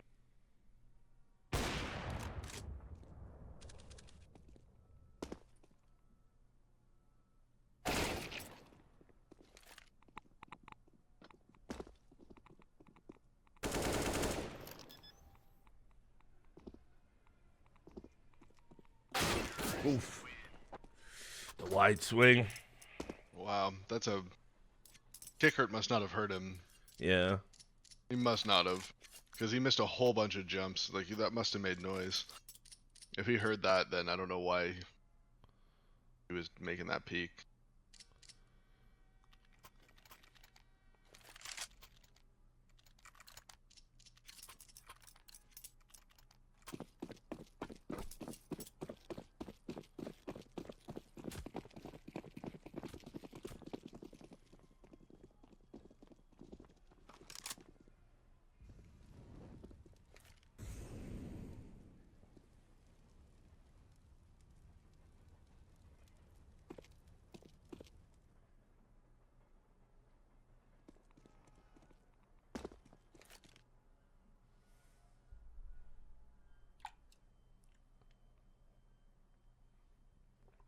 So nice weather we're having. Indeed. I'm looking out at a frozen lake right now covered in snow. Yeah, Oh. it's not quite that bad here, but it's still fucking cold, dude. It's fucking crazy. My dog likes it though. He's out there just chilling, just laying out there. Yeah, there was a lot of confused dogs in Vegas a few days ago. I bet there was. Yo, they didn't know what the fuck was up.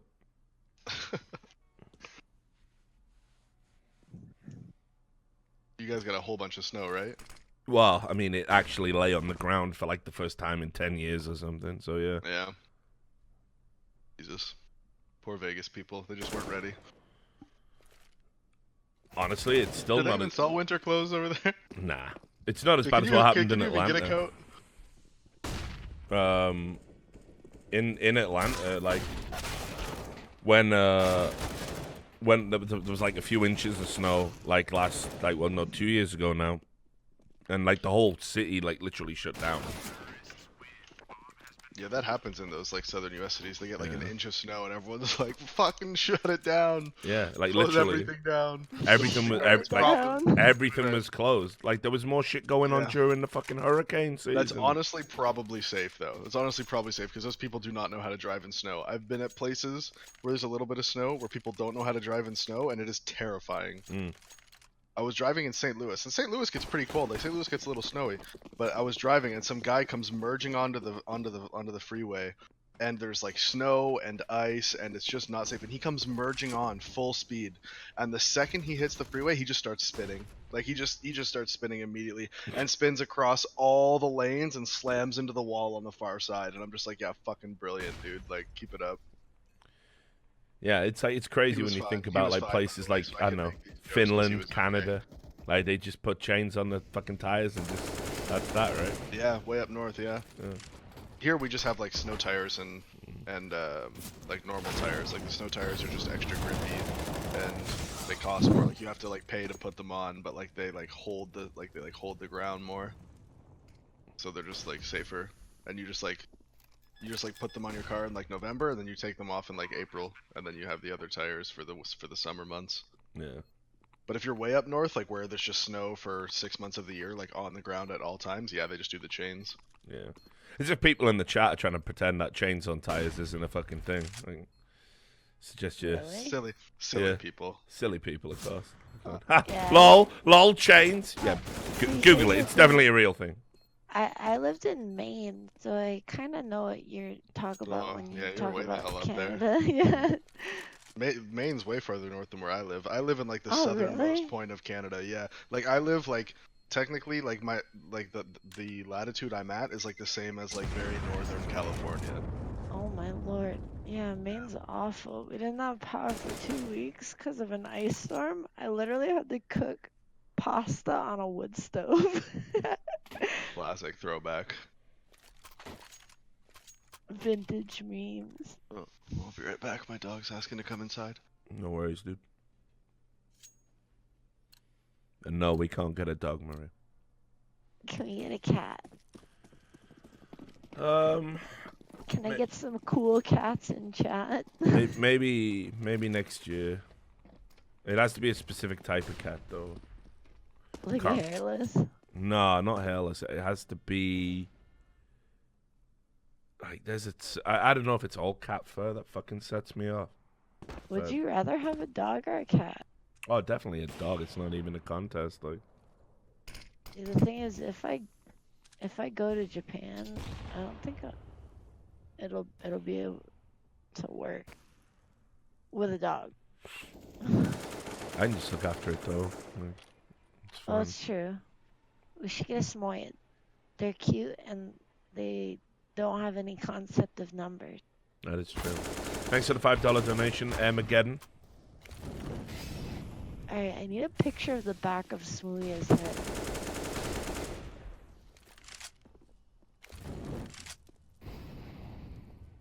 This is gonna be one wild search.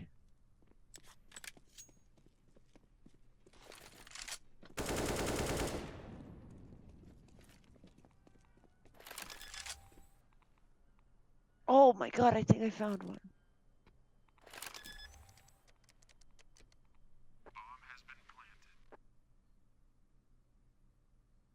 I still want to check out the rescue dogs though. Yeah, that's true. You could always get there. I'm not like super partial to any particular dog, just ones that not ones that look deformed.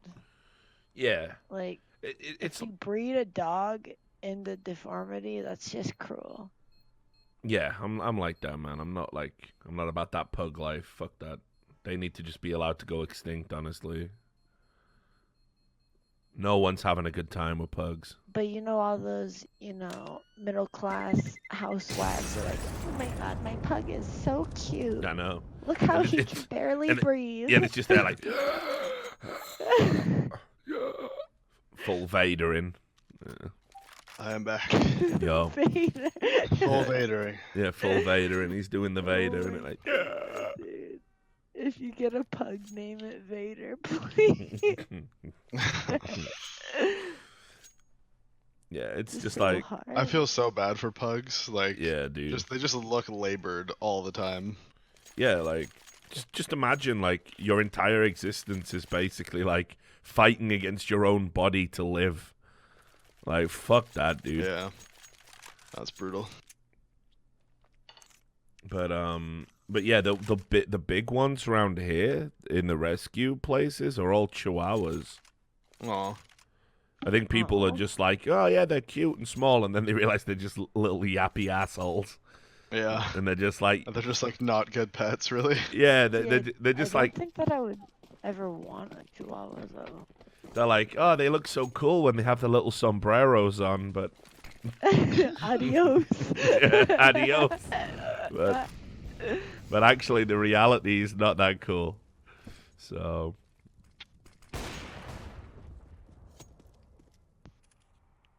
Yeah, like there's always a ton. Like I looked at this local fucking dog rescue place, and it was like they had like 1 or 2 like normal dogs and about 20 chihuahuas, and they all had like, you know, this chihuahua is called Angel, very nervous, needs a lot. I'm like, fuck me, dude. How can you be mean to a chihuahua even if they are like yappy assholes? Like they're so fucking I don't know how tiny. people can be mean to dogs in general. Like, Yeah. they just don't have the capacity to not love you. Like, that's all they can do. They're just like the best. And even if you're mean to them, Yeah, they don't that's- hate you. No, they don't have the just are capacity for scared hate. of you. Yeah, no, they're like just the most loving, amazing things that we could possibly have. Well, I knew this Rottweiler that was a real piece of shit. Right, okay. I knew this Rottweiler that was a real piece of shit. There was no love in his heart. Yeah, well, there's always exceptions. Yeah. He was a real piece of shit. A big Rottweiler called Brett. Used to drink it. I love when dogs have people names. Yeah. It makes it so much funnier. Like this big, terrifying Rottweiler called Brett. Well, he went to the electric chair. He attacked a pram. Oh, no. Yeah, he tried to savage. Damn. He tried to savage a kid. He was in like it was in this bar he was drinking in, and the one I got barred out of, funnily enough, when I was telling the story the other day. And the landlords had this dog called Brett, and it attacked the pram with a baby, and the baby was crying. And like they just used to let this giant fucking Rottweiler just pad around the fucking beer garden. And honest to God, like I just knew he was a piece of shit. I need to get this straight because I feel like I'm not following. So the dog attacked a child inside of a pram inside of a bar. Yeah. What the fuck? Yeah. There's a dog. So there's a child inside of a pram inside of a bar where a dog is wandering around and then attacked it. Yeah, basically in a northeast beer garden, right? Some parents had gone to get drunk, and obviously being responsible parents, they realized that we'll bring the pram. So the kid's in like the pram, and fucking the dog took Brett. Like I said, Brett was a piece of shit. So he didn't like the look. The baby was like crying or something, and it was just doing his head in. So he just like launched himself at the fucking pram. Well, we've all been there. And yeah, it was a pub in a town. I think we can all near empathize Middlesbrough. with the dog. So the kid was fine, but they put the dog down afterwards. He got the electric chair for that. Yeah, I mean, yeah, you just gotta, right? Like, I mean, after your diatribe on kids on planes, Richard, I don't know. I'm like doing some super like CSI whatever on this because I gotta like make Smooya's face look real. But yeah, it was like, I don't know, man. Everyone, like, when we used to go drinking in there, the landlord would be like, Brett's fine. And it's like, he's definitely not. He just looks permanently fucking angry and mean. And, like, you could tell he was going to snap at some point, you know? It was one of those, like, you could just picture, like, he was always such a quiet dog. It was like that. It was like when the fucking psycho neighbor goes off and they find all the bodies in the walls, you know? It was always such a quiet dog. Kept himself to himself, mostly. until that one time. Yeah, until that one time.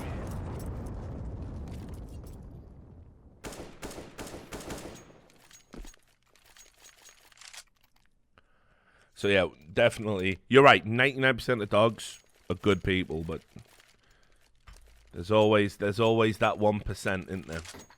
Yeah, but it's always the same breeds though. It's Pitbull, Rottweiler, and there's one other one that I can't remember.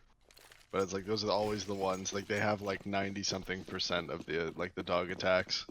Yeah, well in that case it must be a Staff, right? Staffordshire Bull Terrier. Is that the other one? I'm not sure. Must be. I love there's always the people that are like, actually, pit bulls are really nice, and like I have a pit bull and it would never attack anybody. It's the like, yeah, powerful fucking... pit bull lobby. Yeah. The powerful pit bull lobby, dude. You don't want to suck. It's just like, yeah, we're obviously not fucking talking about yours then, are we? We're talking about the ones that do attack people.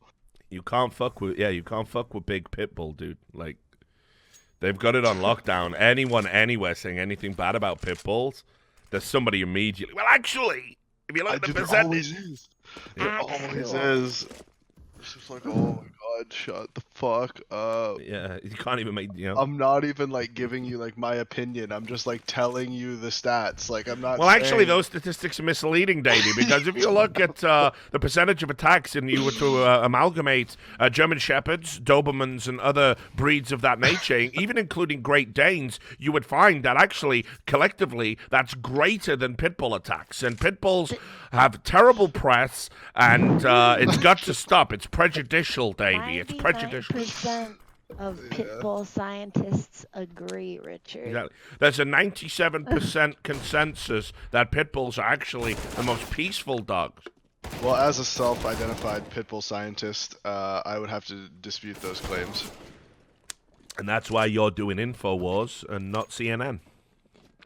So, Look, man, look. All I know is I am a pit bull enthusiast, scientist, expert, and I can tell you for 100% fact that 100% of pit bulls will kill a human being in their lifetime.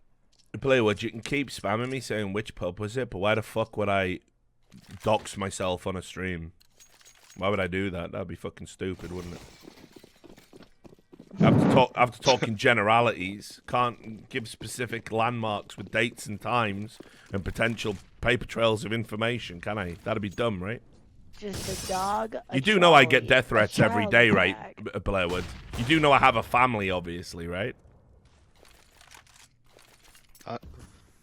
I know it's all hard to believe, of course. Haha, funny voice on stream. Haha. Ha ha ha. Fuck, you know.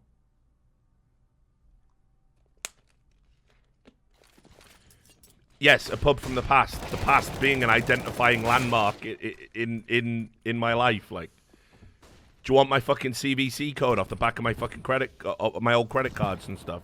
Probably Help brought us us, yeah. defeat Thanos by joining see the why you battle would. bus. How about I give you all the addresses I lived at in the past 10 years? Surely you couldn't do anything with that. Fuck you know. That has to be my favorite meme of all time, though. Hey kids, come join the battle bus at 9 a.m. to help us defeat Thanos. But don't tell your parents, because they might be working for him. That's the best copy pasta I have. Never even heard that one.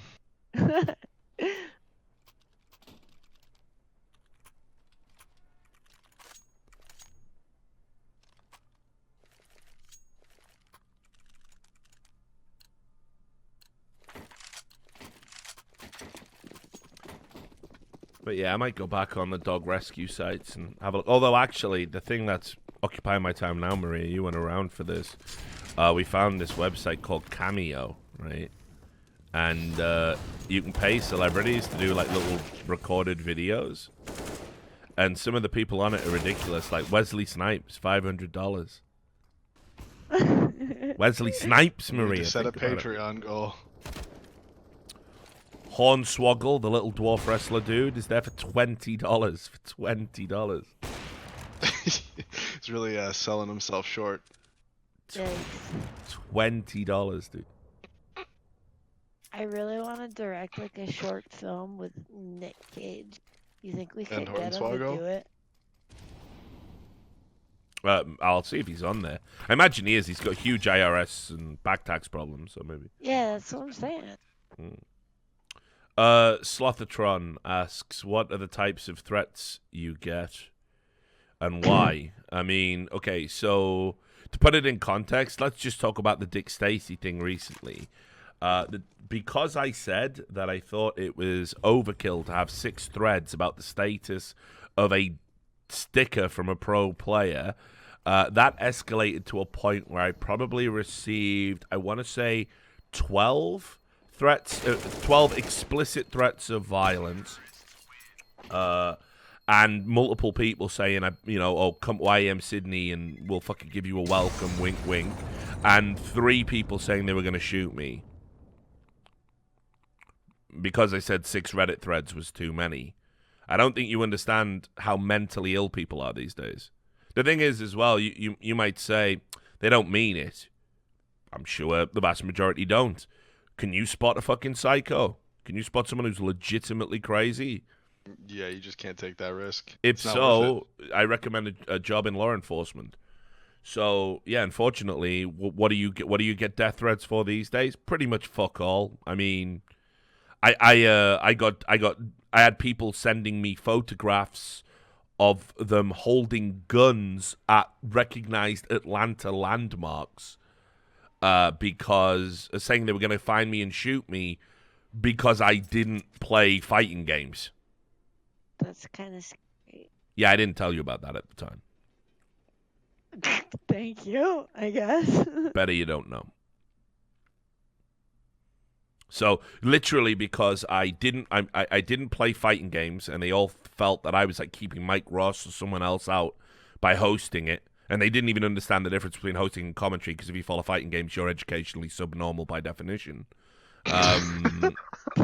They basically were saying how can he Occasionally subnormal. how can he be on a broadcast relating to fighting games when he has nothing to do with fighting games? And then they found out, he did 6 months at Breitbart, so obviously he hates gay people, hates minorities, hates trans people, hates everyone. None of it true, of course.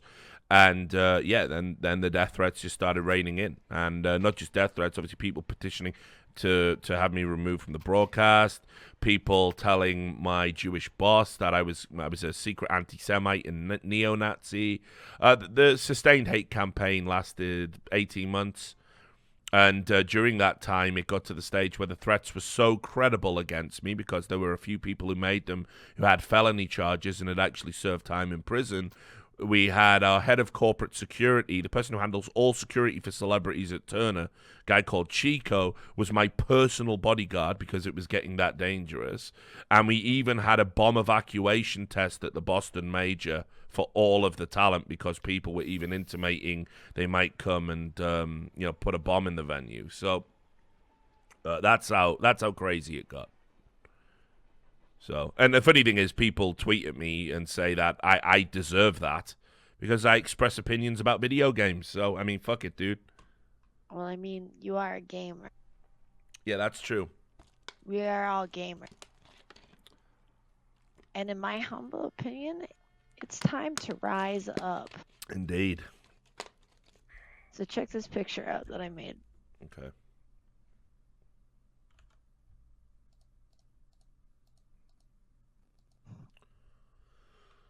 Yeah, it's not bad.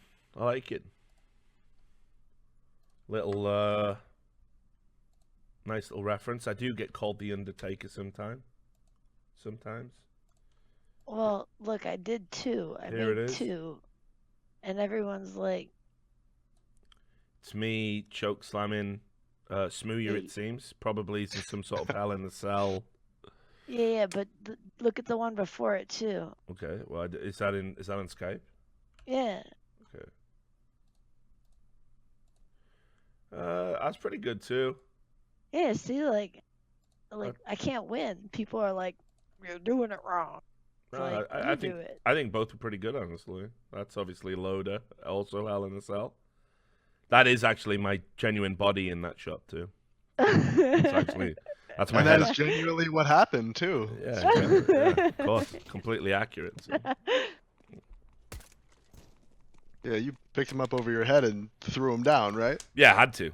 It was the only Yeah. way. It was the only way to defuse the situation. People don't realize. Look, when you gotta defend yourself, you have to defend Wait. yourself. Yeah.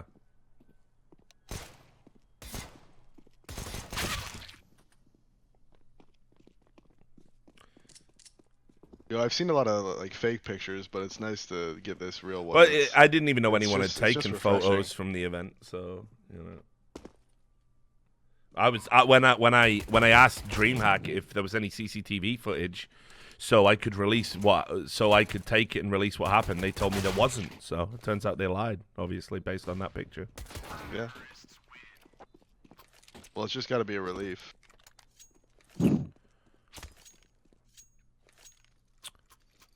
Well, yeah, so I don't worry about asking the question, Slothatron, but yeah, I mean, like, at the end of the day, stay safe. Sure, this is how I stay safe. I don't go to events. Fuck it. Which is sad, really. I'm not giving someone the satisfaction. Here's the thing: I'm not even talking about someone trying to light me up or stab me or whatever, which I'm sure someone on a long enough timescale would try. But I mean, like, I'm just not giving someone the satisfaction to sucker punch me, and you'll see the hypocrisy inherent in the esports community immediately. Then I act in self-defense. I'm a violent scumbag. Somebody sucker punches me, and they'll be getting like fucking, they'll have a red carpet rolled out for them by the esports community. Haha, you sure showed Richard. No, absolutely, of course they would. I think a vocal There'd be an article. There'd be an article on Kotaku saying this esports fan punched an alt-right esports personality, and we couldn't. Punch a Nazi. Yeah, and we couldn't be happier about it. That's what people would say. So. It's like, And here's the thing: I wouldn't even be too bothered. But the fact that the rules are now that I'm not even allowed to act in self-defense without it ruining my career. So I mean, what do I do with that? It's really unfortunate that you feel like you can't go to events anymore. I totally get why. It just sucks. No, but I mean, I'm at a stage now where it's like, like if I've had people like in Vegas, like, you can see they want to come over, and I just move away. If people ask if I'm Richard Lewis, I say no. I'm just not interested anymore. It's not worth it, man. Like, yeah, no, like I said, I get it. It just sucks.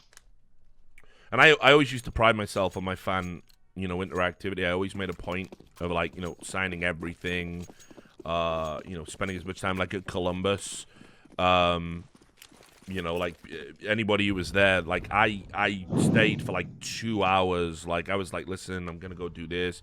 Put somebody else on the desk.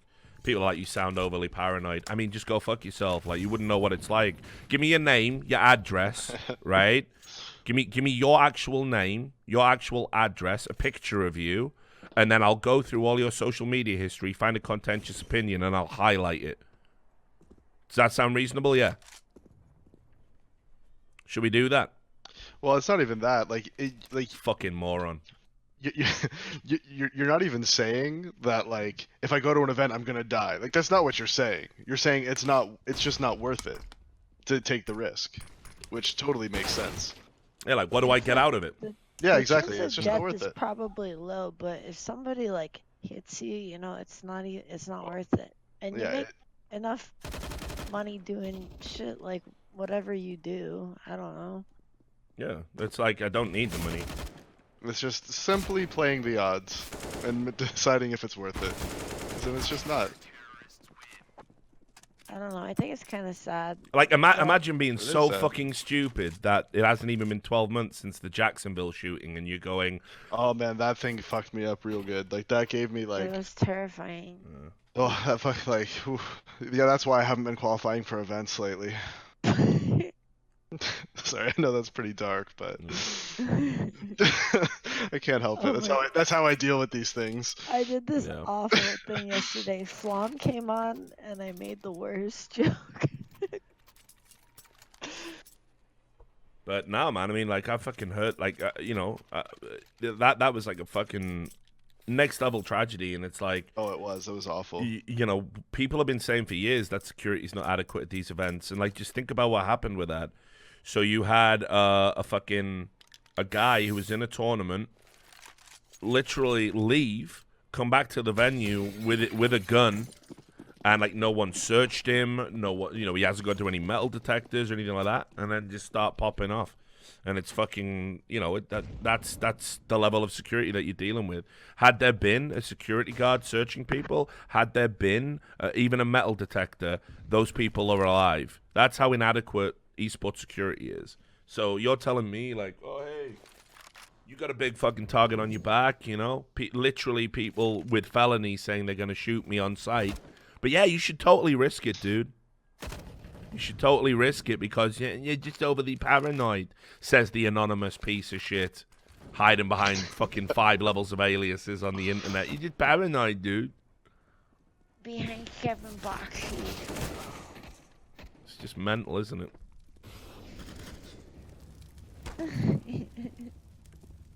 Come on, Richard. They're just joking. They don't mean it. Yeah, they don't mean it. Definitely didn't mean it. The fact is, as well, that's a guy that we banned before as well. He creates an account with, like, Thorin's mother looks like Smeagol, Thorin's Gollum-esque mother. Like, the guy's just a fucking loser.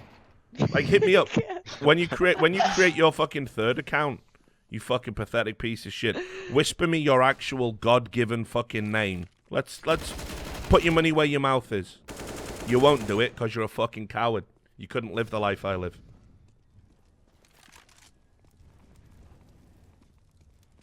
It's sad because they take something that you love so much. Like for me, it was the league playing pro, and then they just shit on you until you don't even want to like look at it anymore. I played league for a total of what, 2 to 3 weeks pro, and then I quit. Oh, well, listen, dude, for somebody that worked for fucking free for years in esports, somebody that couch surfed to get it, to stay part of the esports scene, let me tell you, the fucking psycho fucking fan bases and everything that happened when I was at Turner, just killed it for me. There's I don't even know, like barely the fucking spark left of any sort of, not enjoyment, because like I enjoy hanging out with the people. I like the esports people I work with. It's nice when Jason comes over and stays. It's nice when Duncan comes over and stays. It's nice when Anders comes over and stays. Well, like following storylines and stuff and seeing upcoming players and people like improve and come back and stuff doesn't have the same magic. But it's just like, the idea of like, hey, you must really love esports. Like, I mean, shit, man, it's just a job now, like, for real. I feel like your fans were my biggest supporters when I was in LCS. Yeah, I've got a pretty great fan base. Yeah, I mean, the CS guys, honestly, like, I mean, obviously recently I had like the Dick Stacy stuff, but and then prior to that it was the Doc heads and like Loba fans. Like, I mean, like, shit, man. I mean, Loba's such a fucking mentally ill meathead.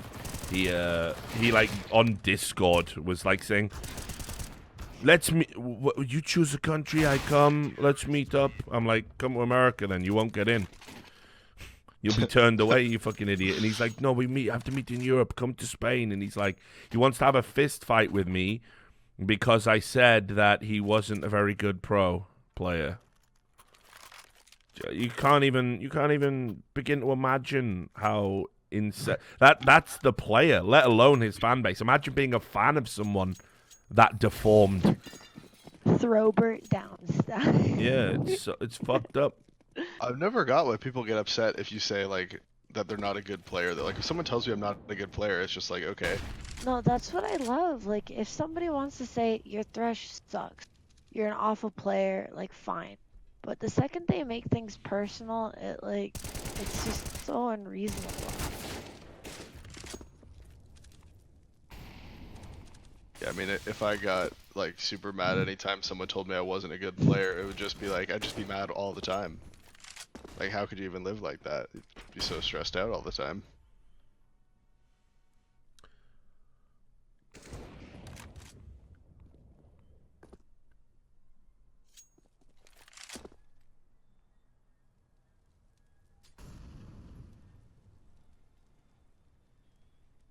But it's something that's always been there. I mean, shit, I talked about this before. I mean, I want to say it was like 2008, 2009, I think it was. It was after CGS had collapsed. But I went to like some UK event, and I did a preview, and there was like some team, and I'd said like, they were all hyping themselves up because they had players that were known like on the Cadred forums. And I just said in a preview that, like, people are hyping this team up, but it's just, like, more of a meme. They're actually not that good. They're not going to do anything. And then there was a, like, recording from, like, Ventrilo or whatever chat program we were using there, where they were, like, literally planning to stab me at the event. Like, they were going, like, yeah, blood, you go...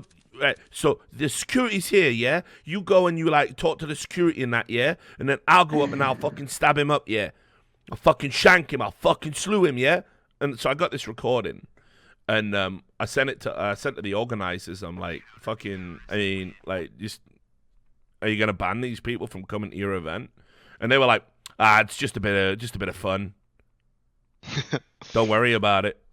It's just banter, mate. So it's always been like that. It's always been like that for as long as I remember. You know, I started the first ever Counter-Strike gossip column. For fuck's sake, I had people threatening me over that.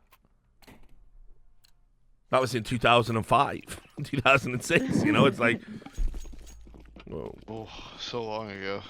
Yeah. Yeah, until they catch the knife in your stomach, it's just banter. The difference was back then, if someone fucking tested me, I could fucking knock them out, and no one would give a fuck. Can't do that now, though, obviously. Bring it back. Yeah, it really works out. Like I say, someone trying to headbutt me. Oh, you're so evil, Richard. You should have let Lord I think headbutt about you. that all the time because like I have like quite a bit of like just like I did Muay Thai and BJJ for like a long time, and I think like if someone ever attacked me, like would it even be worth it to like how much can you defend yourself? Like truly, how much can you defend if someone attacks you? That's always the line. And like how I far mean- does somebody like how far does somebody have to like assault you before it's okay to defend yourself? Listen, I've said it, like, and I stand by the fact that once somebody invades your fucking space like that, you've got fucking carte blanche. Yeah, that's how I grew up too, but that's Yeah. not how it is anymore. Nah, I don't give a fuck. Fuck that rule. That's stupid. I agree. I'm with you. If you're in my personal space and I feel threatened, like, you know, it's on. Like, fuck it. I don't give a fuck. Yeah. Well, I'll have you know, I was a green belt in Chi Lu. And Is that Richie Lou? no, not Oh, okay. Chi Lu. That's my own martial art. Richie Then.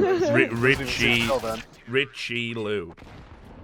I think it's like one of the only things that they offered in where I'm from like a tiny town in Maine. They offered Chi Lu, which is a type of like karate. It's good to know. And it was mostly acrobatic. I was a gymnast though, so I was really good at like hardcore parkour. So, you know, instead of fighting, I just run away, and then they'd be like, alt-right leader runs away from progressive battle, etc. You know? Except I'm not an alt-right leader. Obviously. But yeah, dude, like I've said it, Davey. If anyone got up in your fucking face, man, just do you. Like, It's not my like. It's just not. I don't know, man. It's just not my thing. Like I feel like it would have to go so far before I actually did anything. You're Canadian. yeah, true. I guess maybe that's part of it. I don't know. Apologizing while you're fucking putting them to sleep. I'm Sorry so about this, sorry. I would actually feel bad though. I know I'm fitting into the stereotypes here, but I really would feel bad.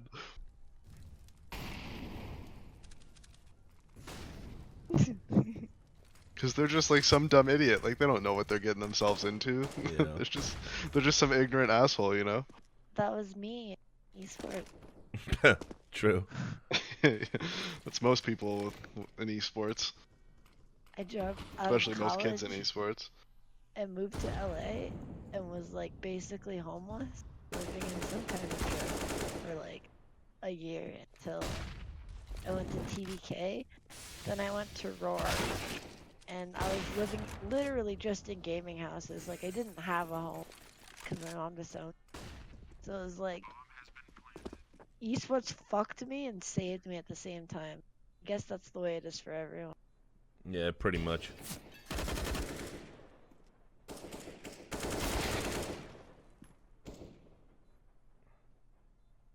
Alright, this is a save. Or maybe not.